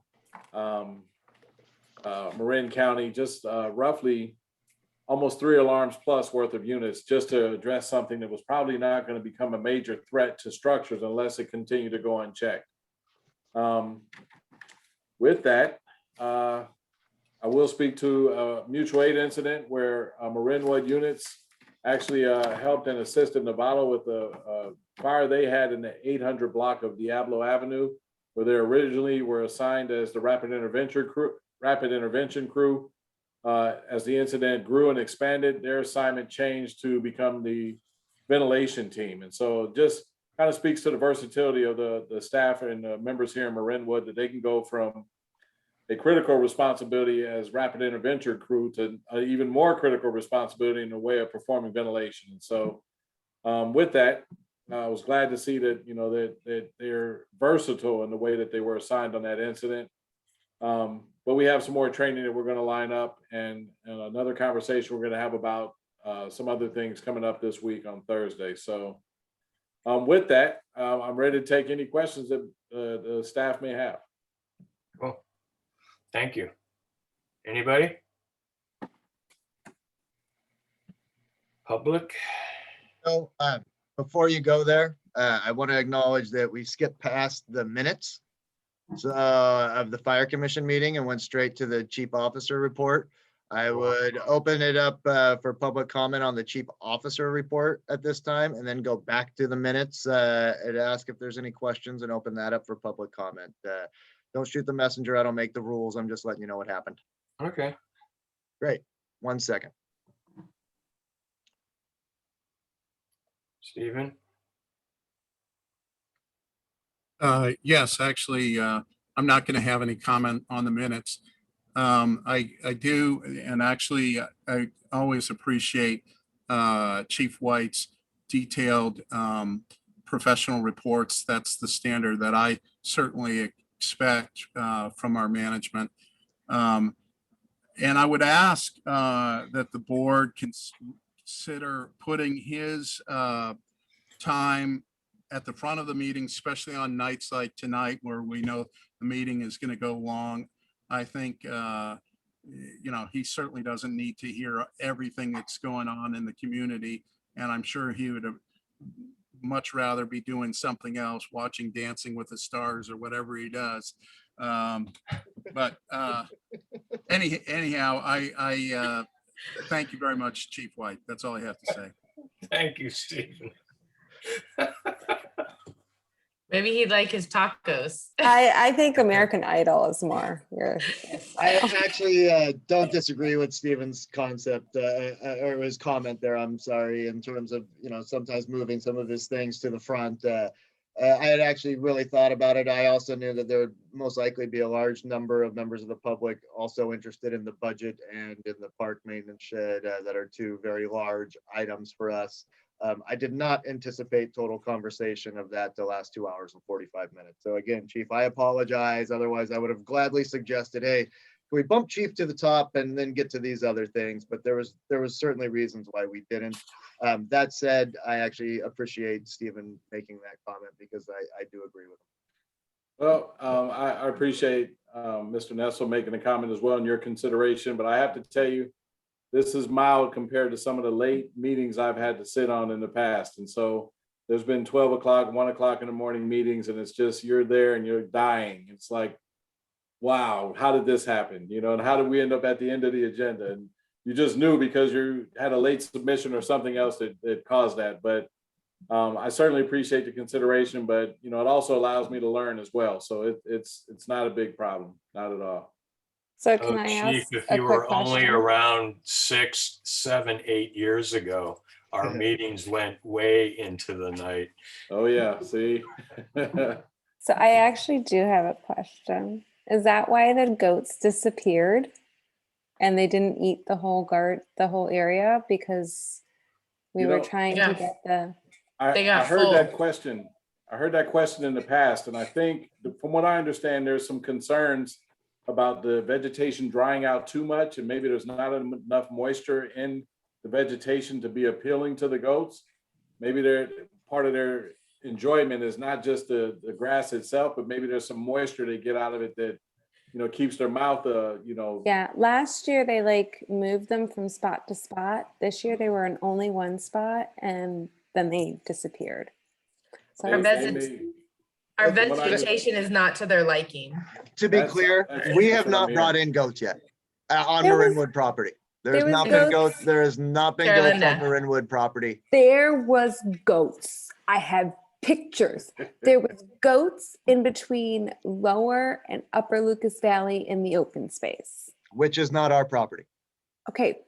But we haven't brought them in. We're working on it. We're going to. I've already got the agreement. I've been working with this vegetation management CSA 13. One very specific area as to if that would actually be feasible access for the goats, and we've reached back out to the company to say you're requesting that they lay a better set of eyes on it before committing to it. Okay, and then I will. We do the draft minutes. Yeah. Yep. That's what I was gonna. Any comments on the draft minutes? It was a great meeting. From the public, I know Stephen said he didn't want to comment. Kathleen, I need 10 more minutes of comments. Stephen doesn't have a comment. Thank you. Okay, and then the date of the next fire commission meeting is June 1st. Park and Rec. Draft minutes of the Park and Rec Commission meeting. Review. Anyone? No questions. Public? No, sir. Recreation activity report. Luke. Hello. I'll keep this brief. My report's pretty straightforward. Thank you. Just the main points, just summer camp enrollment is almost full. We're a few spots left, but things are looking really strong. Preparation and training is all going very well for the summer. As is the pool season is off to a great start. We open up recreation swim reservations this weekend, as well as we start offering private swim lessons. And the enrollment for all of that is very strong, almost full for everything. A lap swim continues to be almost completely full for every time slot. So things are chugging along, and things are looking good in our prep for summer, which is our main concern right now. We opened up picnic rentals in the park this last couple weeks, and they've just been pouring in, and people are excited to take advantage of that. So that's been going well. On the parks maintenance side, we continue working on the Fireman's Hill landscaping project, slowly but surely, as other maintenance concerns come up. We've done some tree work. We had one irrigation repair this week in the park that went smoothly, and the crew is continuing to get the park, the turf, the pool, and everything fixed up, fortified, and cleaned up for the increased traffic this summer. So please let me know if you have any questions, but that's all I wanted to touch on. Chris. Two quick questions. Just circling back around to last month, do you think that we will go to any sort of a membership sort of fee structure? Just given that the pool is filling up and it seems like maybe things are starting to relax a little bit. That's a good question, Chris. At this time, I don't feel like we're going to be moving that way anytime soon. We had a call with the health department, or a Zoom meeting last week, which indicated that they're going to continue to have agencies, or ask agencies to do everything by reservation the way we're currently operating, where we can track attendance each day and be able to do contact tracing in the event of an infection. And so keeping things a little bit more controlled and limited than maybe we were given the impression of earlier. And so we're going to wait for further guidance from the county, but it seems to me they're giving the impression that things are going to kind of continue along the same lines for the time being. So we're hoping to have more details soon, but that's where we're at. Okay. And on the park side, I noticed the guys did some great work on fixing that water main that I think was run over or something like that. And then they put the boulders out there. Are those boulders? I didn't understand. I happened to just bump into the guys and they were talking about it, but I didn't fully understand. Are those going to be permanent so that nobody runs over that again? Or is that just sort of a for right now until something else? Where are you talking about? I can explain what Chris is asking about. So we had a water, our reclaimed water irrigation main line had a leak this week, and there was a crack in the pipe, and the indication was that it had been driven over by most likely one of the trucks dropping off wood chips, or the truck that services the porta potty out there. The path is connected to the truck, and the box is right by the edge of the path, and so it's vulnerable to, and it can't withstand the weight of some of those heavy trucks that come out there. So after doing the repair, staff indicated that we maybe need to do something to prevent further damage to that area and causing further leaks. And so in the meantime, we've just added we had some boulders we weren't using, and they put them there as a way to just keep the trucks from driving over that spot. We maybe do something different moving forward, but that's just that's for the time being what we did to protect the area for now. So okay, cool. Thanks, Luke. Appreciate the hard work. Thank you. Can I just add, I love the pool lights. Thank you for replacing them. You're welcome. Not that we swim at night right now, but they're nice. Hey, look, the size of the classes for the summer, is that going to be, is it 24 now? I mean, for the summer camp groups? Summer camps? Yeah, we increased enrollment to 25. We were limited 25. To 12 last summer, right. And then they gave us the green light to open those up, and we went to 25. Okay, thank you. Yep. Anybody else? Public? 1 second.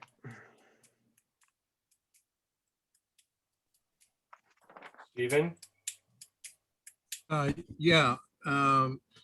So there was several comments saying that you're going to exhaust Measure A funds. Now, Measure A funds are for a lot of things, including accessibility to our parks, as well as restoration of our environment. It's very disappointing that so little, actually very little, almost nothing has been done in this area.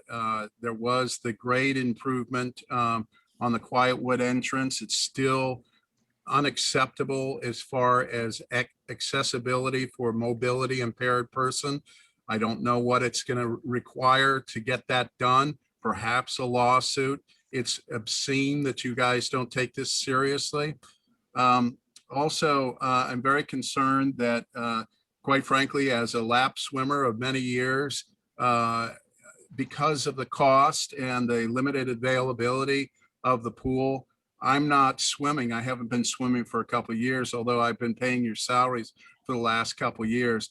Can you imagine if the Water Devils had to pay $12.50 each time they went for a swim in the afternoon? I think what we're talking about is really unfair to our community. Now, I doubt that you're designating these lanes for community members only, but I would like to see some kind of program put in place where it can be accessible to us without prohibitive costs as it's now structured. So even though the times are filled, you're really not fulfilling your duties to the community. And I think that you need to pay heed to the residents first here, because we've all paid the price during this pandemic, and it's unfair that one group is expected to pay so much more than everybody else who seems to be subsidized in our recreation facilities. Thank you, Stephen.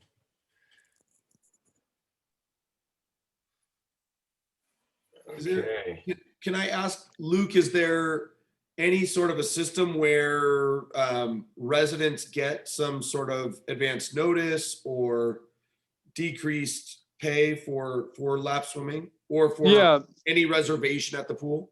Yeah, both things. We open up reservations for everything to residents 1 day before we open it up to non-residents. So residents have priority to sign up for anything available each month. When we open up the registration for the following month, it's opened up to residents only for that first 24 hours. And they also have a discount, so residents pay less than non-residents, which we typically do for most of our pricing at the pool. Do you, because it's filling up so much, is it possible to do more than 24 hours for residents? Well, everything's been out in writing for so long at this point, that would be a little bit confusing to communicate that. But the people that are swimming consistently seem to know the drill and have been getting on their reservations, you know, on those first days. And they have a whole calendar spelling out when each month's reservations become available. So it doesn't seem like it's been an impediment to anyone. So far, we haven't received any complaints from the regulars. But do you see more residents than non-residents sign up?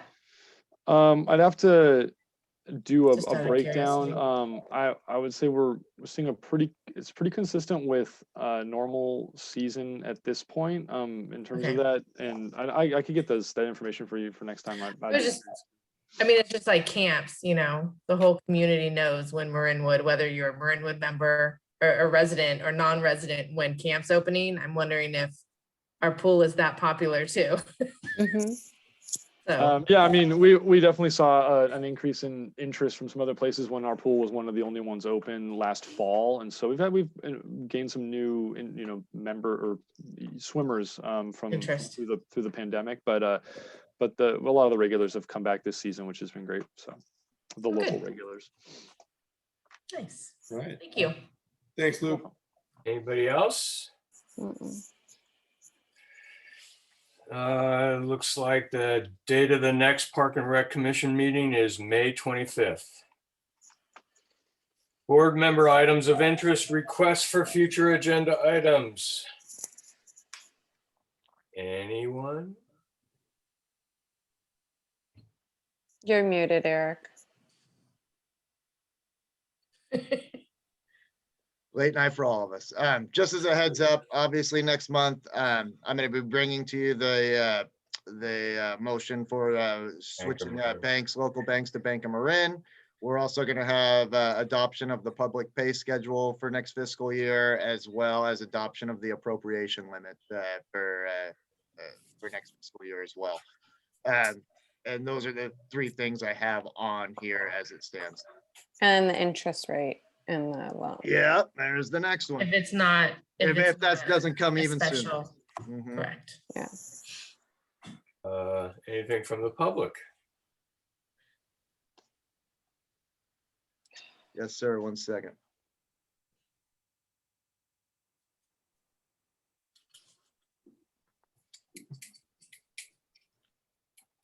Stephen. Stephen? Yeah, thank you, thank you. I had to unmute myself.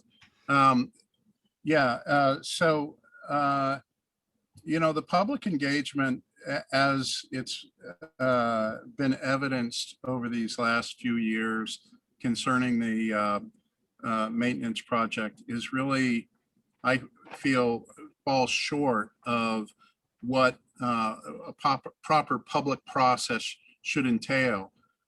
We were promised a public meeting. I don't know why you think that you can talk between yourselves, come up with a solution, and then impose it and quite frankly tax everybody without responding to the public's needs. You've shown just terrible disregard for the concerns of immediate neighbors. None of our ideas were really discussed. Our criticism still remains. And I think that at some point, you're going to have to reckon the fact that you don't get everything right. For example, you've approved Bill Hansel's project, and I'm sure he's thrilled with being able to build it. But what still remains is the fact that you've got vehicles that cannot operate in that yard. This is like, it should signal the death of the project. It's so important. It's like building a fire station where you can't get the truck into the building.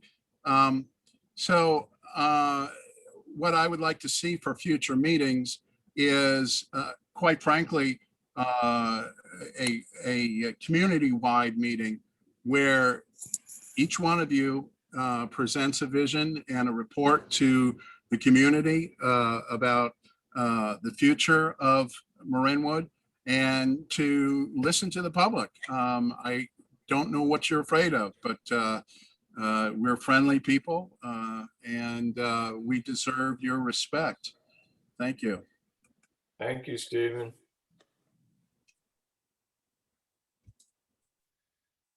Without further ado, I would like to entertain a motion. Motion to to adjourn. adjourn. Second. Tiff, Got that, Tiff? did you get that Got motion? it. I got that one. Let's vote. Board President Shea, Aye. Director Case, Aye.